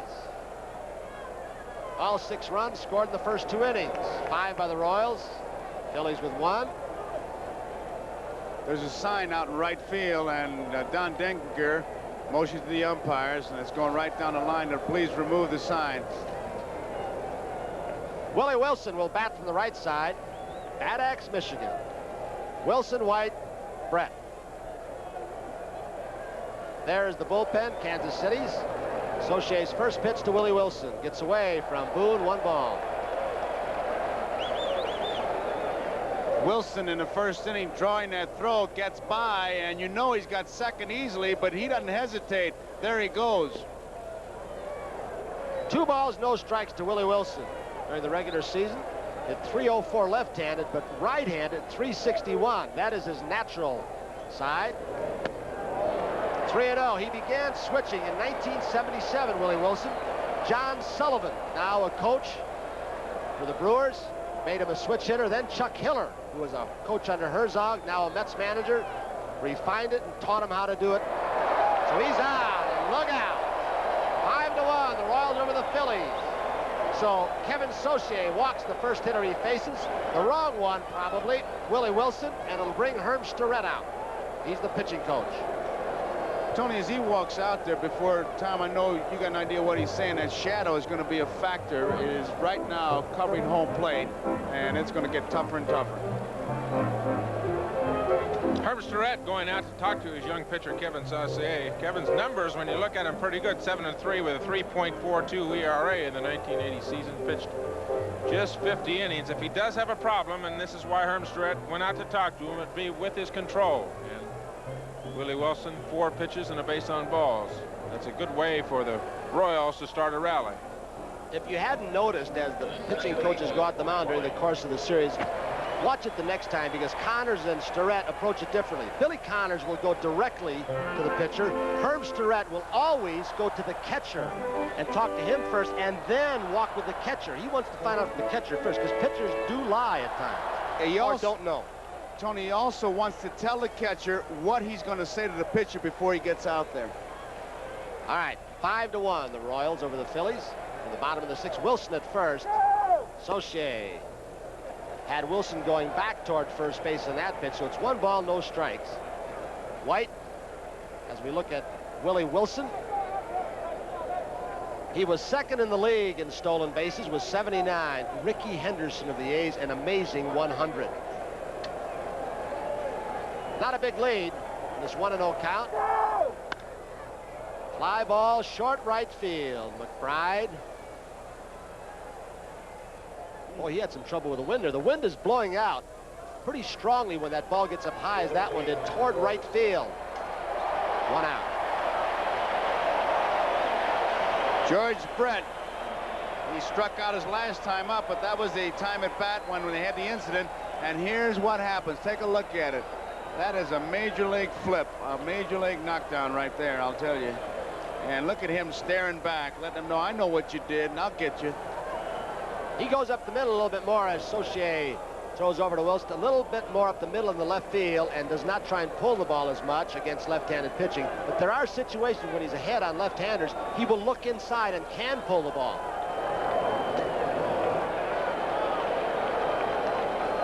One ball, no strikes with 1 out. Brett, the hitter.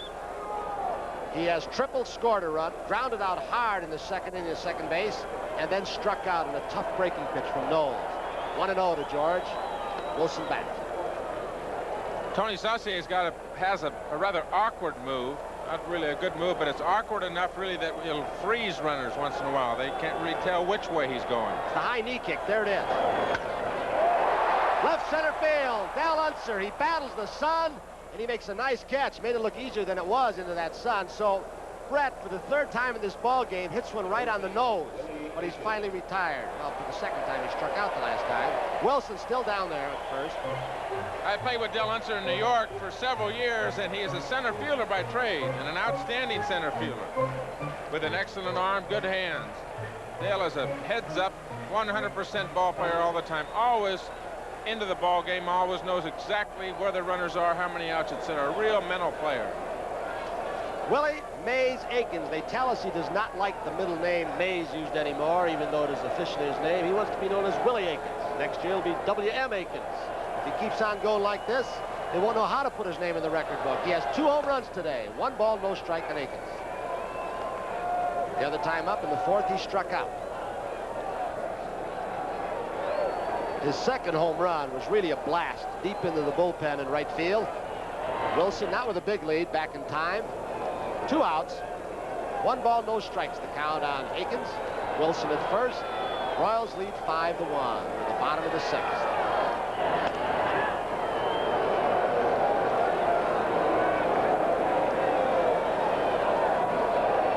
Wilson has not had a whole lot of opportunities to run in this World Series, but he's going to get a free base right there as a breaking ball. It's away from Bob Boone, bounds into the stand, so he's given 1 base, and it will be charged as a wild pitch to Saucier. Boone has gotten a workout today after a short night, Joe. He's had a big workout the whole series, and he's done some job of blocking it, but that was just a wild pitch.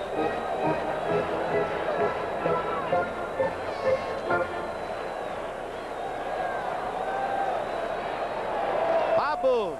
Wilson has 2 stolen bases in this series, but he hasn't been on base that much with all the strikeouts. 3-0 to Akins. First base open, but you've got McRae, a right-handed hitter, up, and he's got a couple of doubles that he made himself by hustling from home to second base. 3-0, 2 outs.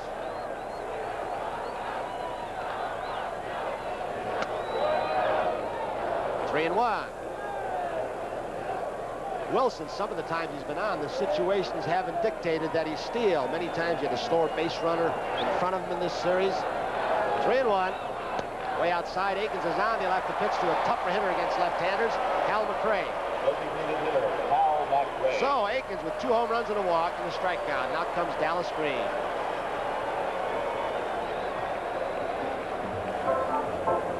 They've had some activity in that bullpen in Dallas.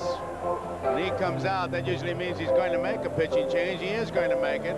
Brewster has been loosening up for the Phillies, so Shea will be leaving. Now you see Brewster. Another change. Well, we're in the bottom of the 6th with a score: Royals 5, Phillies 1. Brewster in Japanese, but we have broadcasters from literally all over the world here, and that is a Japanese broadcasting team. As Brewster comes in with their notes, Corey Leibel on our handheld camera into that area. It is amazing where this ball game is going. Game number 4 of the World Series, as did the first 3. 215 television stations in the States. Additional U.S. pickups, American Armed Forces Radio and Television Service, live satellite television feed. Goes all over the world: West Germany, Italy, Spain, Korea, Philippines, Panama Fields. Feeds, we could go on and on. Canada, of course, our friends up there, Bermuda, Dominican Republic, most Latin American countries, Taiwan. It is amazing where this place goes. The Netherlands, Antilles, would you imagine would have gone there? And I didn't name them all. I'm thinking of the times that they're watching the games, because tomorrow's game, for example, starts 4:30 Eastern time, and I just wonder where they hear it in those areas. Warren Brewster, the 4th pitcher. Christensen started, Knowles, Saucier, and now Brewster with 2 men on for Kansas City and 2 outs. Could you read that scouting report on Brewster in Japanese? Just the first line, where it said 6 feet 2 inches tall and 185 pounds. 1 ball, no strikes with 2 outs. The Royals lead 5-1. We're in the bottom of the 6th. Chopper rolls with a nice backhand, will go to second base. He is so alert. He took the easy way out, flipped the ball. So Brewster with one pitch, pitches out of a jam for the Phillies, and the middle relief has been pretty good. So the score here. There's a delay in right field, that sign. They just are kind of anxious to get that sign on. They keep putting it down, and they keep asking them to take it off.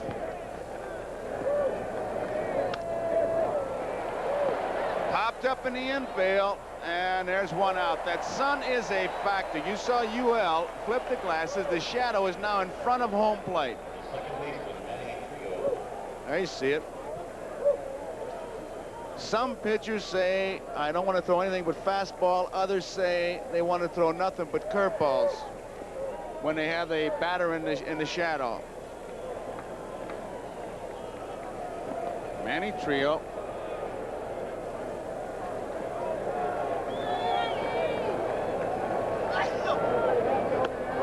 It's a strike. Tom, when you were pitching and the hitter was in the shadows, what did you try to stay away from? Just try to stay away from the ball upstairs. Keep it downstairs as much as you can. More difficult to see a ball downstairs than upstairs. Time was called. A big beach ball came out of the bullpen area. And that's about the way the baseball's been looking to Willie Akins, like a beach ball. Looks that way to, there's no pitch on that. There you see the bullpen. So it's strike one. I remember the late Paul Weiner talking about that. He said, when I'm hitting good, that ball looks like a basketball. When I'm not hitting, it looks like a baseball. I believe it. Right center field. This is going to be trouble. It's in for extra bases. Manny Trio rounds first. He's digging for second. They get that ball back into Frank White. These outfielders, they don't really waste any time. They just get that ball back in, and these Kansas City Royals line up. You remember in the championship series when Wilson overthrew, there you see Trio. When he overthrew, they were there trailing the plate. George Brett got the man at the plate. High breaking pitch, Tom. Manny Trio likes the ball up and out over the plate. He drives it up the alley in right center. The outfield here in Kansas City, very big, a lot of room in the alleys. A lot of room all the way back to the wall. Manny Trio made it to second easily. And looked, Tony, like he was grabbing his leg at second base. Sure did. It slightly pulled a hamstring. He's still doing it. His right leg. You can see it, Tom. Good observation. Strike That's not going to help him, is it? He pulls a muscle. One out, one strike. 5-1. Royals are leading. 7th inning. Outside. The outfield. They're in and shaded towards the left. Boy doesn't have too much power. There's a good shot of it. You can see how shallow they are. A lot of room in right center field. They do not expect Bo to pull the ball.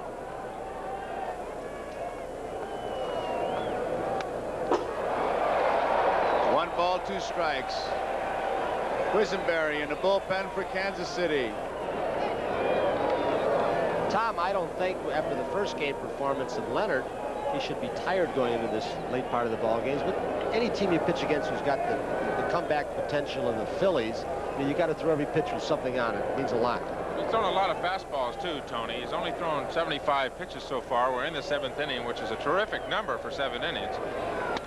Down the left field line, it is a fair ball. Wilson, playing shallow, was able to keep Trio at third. There's a ball hit 4 feet, maybe not that far inside the line, but they had him played perfectly. And sometimes the scouting reports are laughed at, but there was a pretty good example of playing a man a certain way, pitching him that way, and getting it done. Perfect example of that, Joe, no question about it. The book on Larry Boa, pitch him away, play him away, and there's Willie Wilson right by the left field line. Holds Boa at a single and holds Trio at third base. I'll tell you, the way Brett reacted too, he really watched that runner at first base. Here it is. It scoots to the left with that English, and Willie Wilson got to that ball in a hurry. We told you about his throwing arm. It's not that strong, but on artificial surface, the ball gets to you a little quicker, and he has infield instincts. He's off, and that speed makes up for a lot because he gets to the ball a little bit quicker. Billy Connors leaves. And there's Tug McGraw. He's been the workhorse of the Philadelphia Phillies bullpen.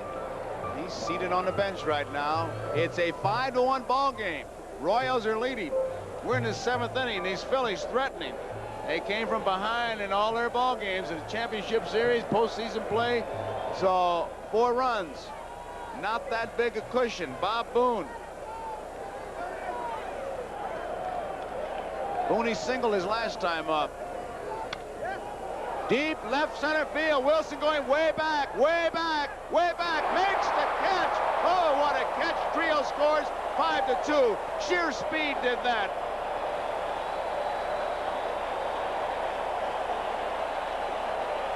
Another great World Series catch. They'll be playing that back-to-back to Willie Mays. His catch off Vic Wertz. He simply outran that ball. He excites you on the bases, at the bat, and he just did it in the field. When you figure where he was playing Boone, very shallow. Look where he started from and how far he had to go. He's battling the sun, a crosswind, and if that did not remind you of Mays' catch off Vic Wertz, nothing will. His speed is outstanding, Tom. He looks absolutely like a split end here, Tony, and he was recruited for football from Summit, New Jersey, and they said he was the best running back in his class east of the Rocky Mountains, and that's why the University of Southern California wanted him. He was a tremendous prospect for football.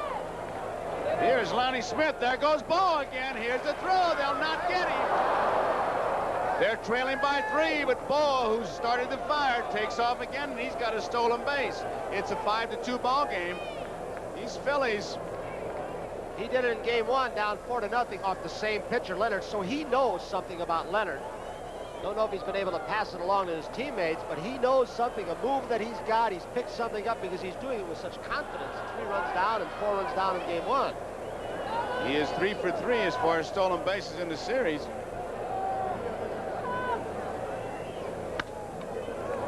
UL Washington has it.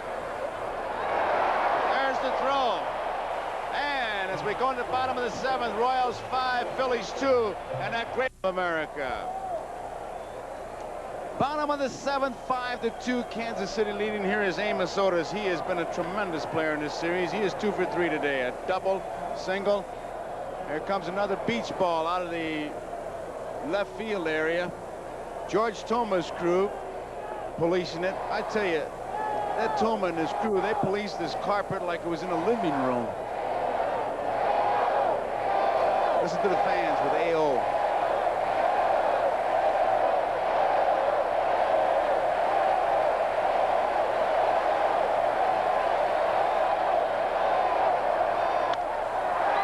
Right center field should be no problem for Maddox.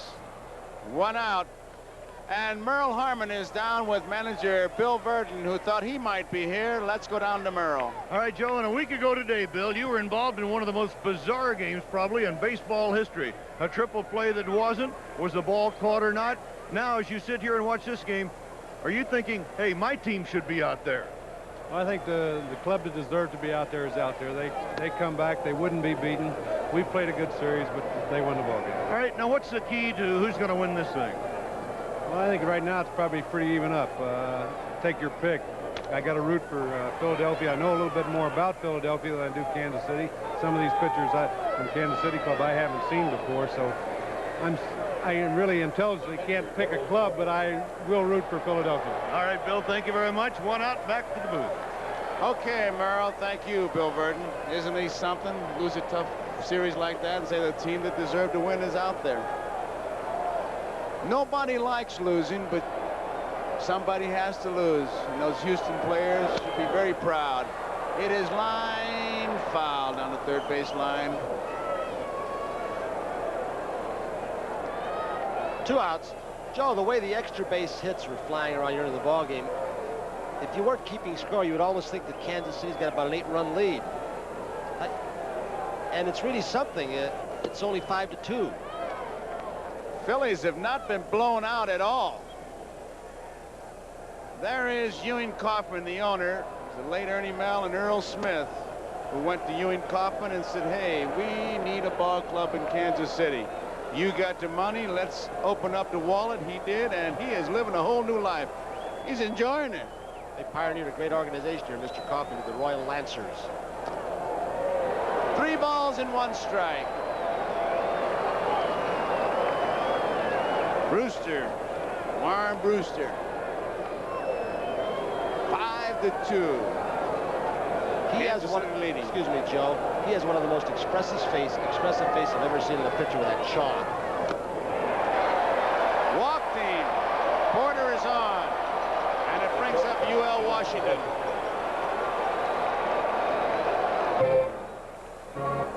Good crowd on hand. There's the left field area, that corner. Different angle. Look at the shadows. There's a good pictures of the factor that the shadows are here. They have really been creeping out and out and out. And when that pitcher's in sunlight and you're in the shade, that ball comes up looking like a barber pole spinning. Manny Trio, big hop in time. So that ends the 7th inning. We complete 7 innings of baseball here. And it's the Kansas City Royals 5, the Philadelphia Phillies 2. And for the Phillies on their way to tying this series at 2 games apiece tomorrow, Gura against Bystrom. Left center field. It'll be extra bases. Willie Wilson slipped as the ball was hit, and Pete Rose has himself a double.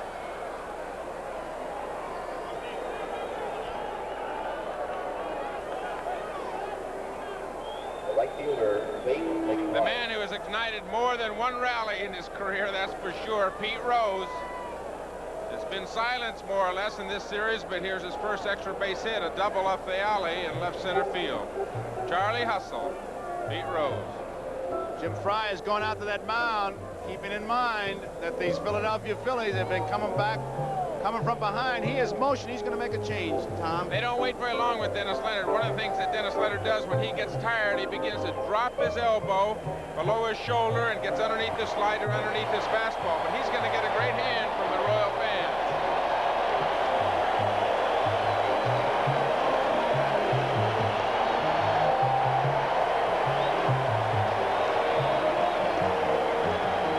So Dennis Leonard leaves. He gave him 7 tough innings, and he leaves with a man on second to score 5-2. Quisenberry coming in. Leonard, and as you look at your husband down in the dugout right now, what are your thoughts? I'm sure he's very happy with the results of the game. I mean, it's not over yet, but I think he's pitched a real good game, and I'm sure he's real happy. Okay, you were in Philadelphia, right? I sure was. What happened after that ball game? Did you discuss it? Dennis doesn't like to discuss the games. He never takes the games home. I take them home. That's probably why he doesn't take them home. He came back from the game. We had a lot of family there. He was real relaxed, and you can't look back at the past. And we sat down and we had a couple of drinks and just relaxed and laughed it off. And we said we're going to go get him today. Okay, Audrey, thank you so much. Now back to Joe. Quisenberry against Bake McBride. Thank you, Merle. Audrey Leonard. There's a strike. He's the big man out of the bullpen for these Royals, and these fans react. McBride, who doubled his last time up.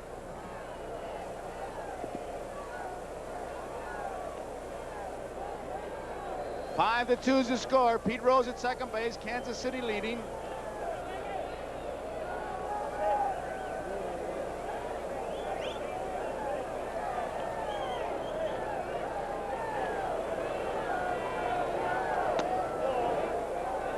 One ball, one strike. Kansas City bullpen busy. There's Ken Brett.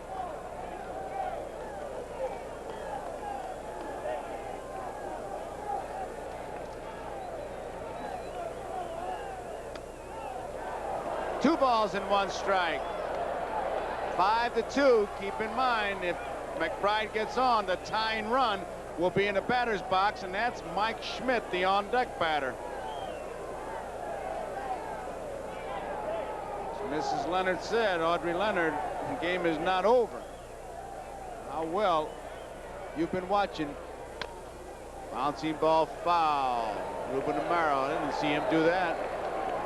About 10, 15 years I watched him.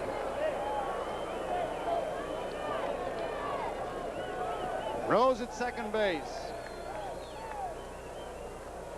Quisenberry, calm. They say he had to work on his temper, and now he seems to have it under control. Easy going. Jim Fry. He's got Brett in the bullpen. But Quisenberry was an overhand thrower, and he got in college, and he said he got a tired arm, shoulder, and he kept dropping down. Bouncing ball to White. To first in time. Rose moves to third. There's one out. Brings up Mike Schmidt with Del Unser on deck.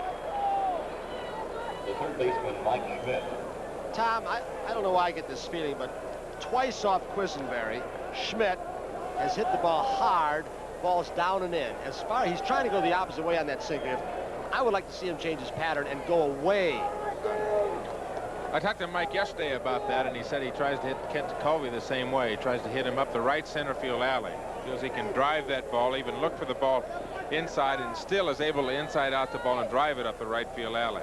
There's a good shot from the center field camera to see how Quisenberry will work against Schmidt. Also the shadows. Ball 1. Phillies have come from behind 6 times in September, and all 5 of their postseason wins. As Tony mentioned yesterday, they've won 23 of their last 30 road games. It's popped up. Hurdle says, I'll take it. Rose is tagging up. Here he comes. Here's the throw. It is 5-3. Rose scores, and it's Royals 5, Phillies 3.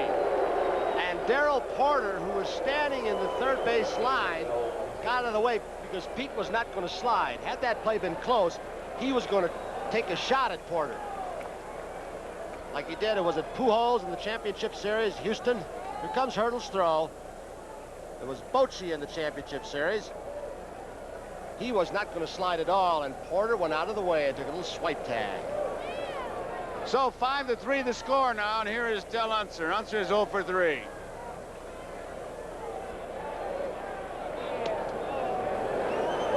Low. It was Unser who got the big base hit off Quisenberry, hit it into left center field, went the opposite way.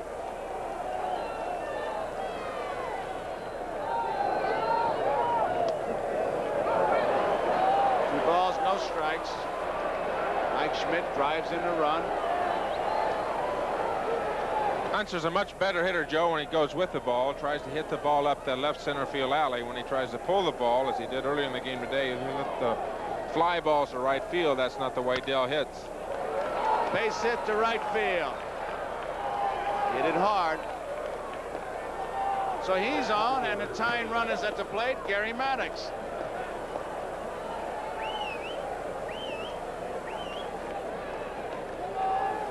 Kansas City bullpen busy again. Carson, game 1. Kansas City had the lead. Quisenberry's the man who came in. They said he wasn't throwing hard, but I think the Phillies, he threw very well. Got 3 ground balls the first 3 hitters he faced, and the Phillies hit some good pitches also. Unser was one of them who hit the ball the opposite way, but he couldn't hold him in game 1. 2 men out. Maddox single his first time up, bounced out and popped out. Off the handle, Washington, a tough play. Ain't get him. So Quisenberry does get the job done. And there is his lovely wife, Mrs. Quisenberry, watching the game, seated next to Merle Harmon, who's in the section. Janie Quisenberry against Yaki Lopez. There's a strike. 42,363, 17 less people than last night. Where are those 17 people? Boa in time. Wilson is out.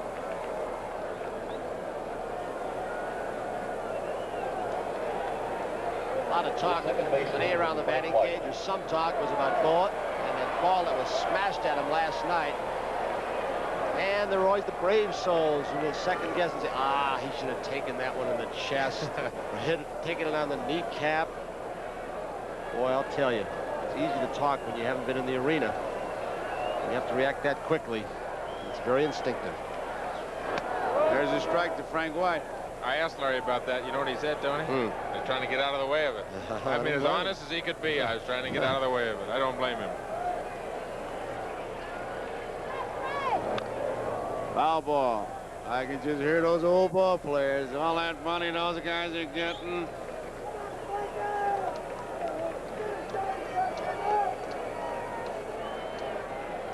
Two strikes. The count on White. Off the handle. Foul ball. You know, home field advantage in basketball or football, I can understand it because the field is laid out. But I would think any home field advantage is what you said, batting last and the crowd. Knowing your park.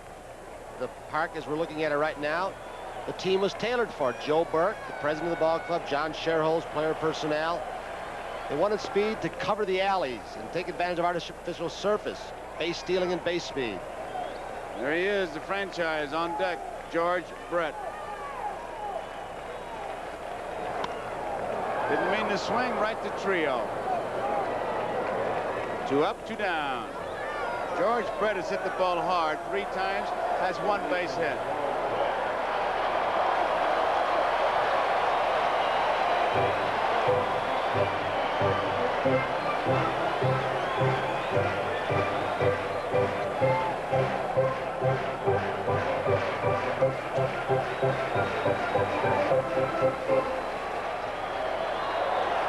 Brett, 1 for 4, and he's made some good plays in the field. Trio to his right, beautiful play, the throw in time. What a play by Manny Trio. He took a cinch base hit away from Brett.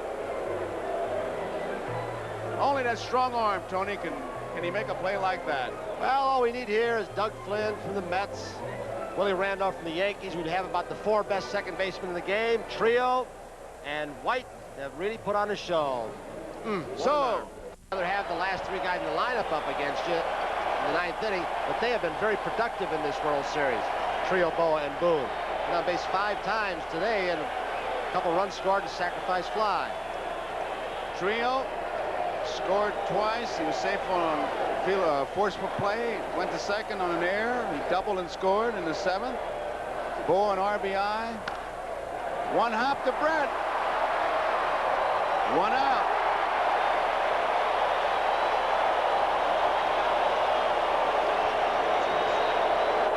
As this builds up, you're going to hear an eruption.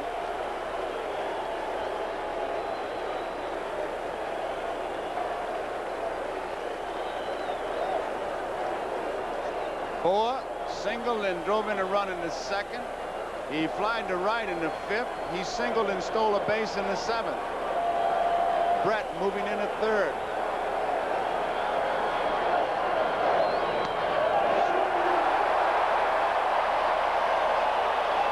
Strike 1.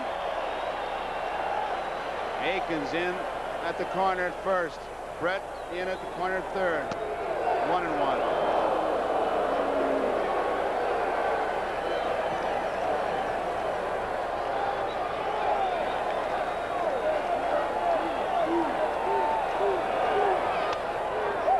Play.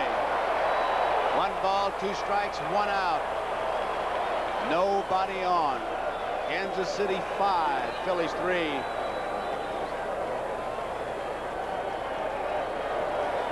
That's Janie Quisenberry looking on as her man tries to nail it down. He did it 33 times during the season. There's a tough play. Foul.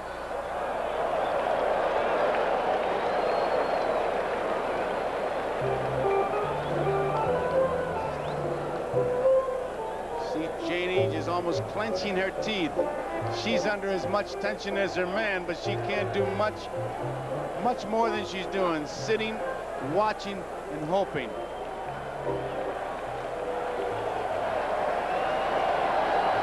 And laughing. Nervously. Foul ball. The wife. Mostly in the background, playing wife and mother during the day hours, coming out the ballpark and having to be Miss Glamorous baseball wife. Super ladies. White. 2 outs.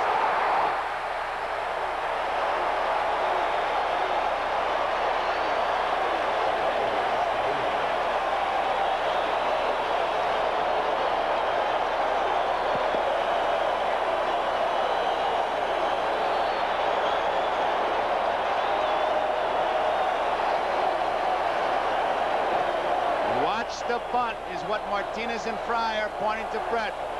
The crowd, like in Philadelphia, they will broadcast an umpire for you.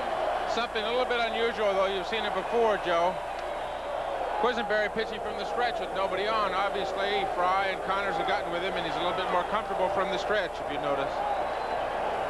He is. Ball 1. Foul ball. 1 ball, 1 strike.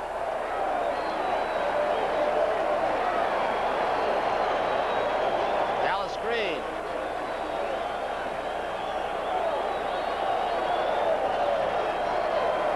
Once again, Jimmy Fry saying, watch the bunt. I don't know if he showed enough appreciation for that play that Frank White just made on Bo, who slaps and runs. That was a good play.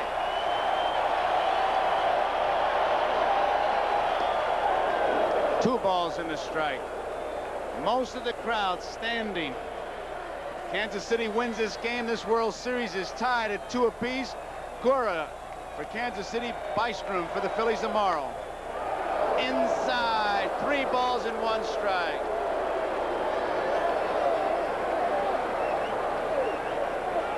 There's Rose. Says it all for the Philadelphia side.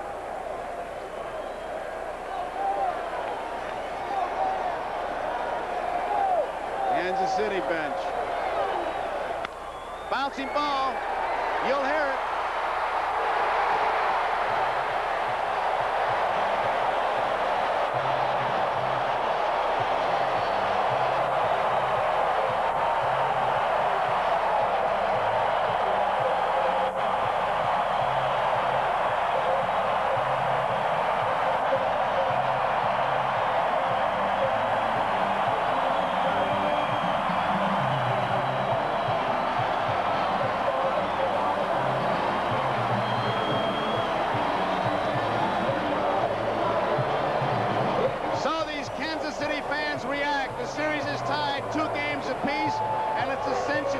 Philadelphia. 5 runs, 10 hits, 2 errors for Kansas City. 3 runs, 10 hits, 1 error for Philadelphia. The winner, Leonard. Quisenberry is saved. Christensen was the loser. Game-winning RBI. George Brett's home run in the first. Tomorrow it's Bystrom versus Gura. Joe Garagiola for Tony Kubek and Tom Seaver saying so long. Kansas City 5, Philadelphia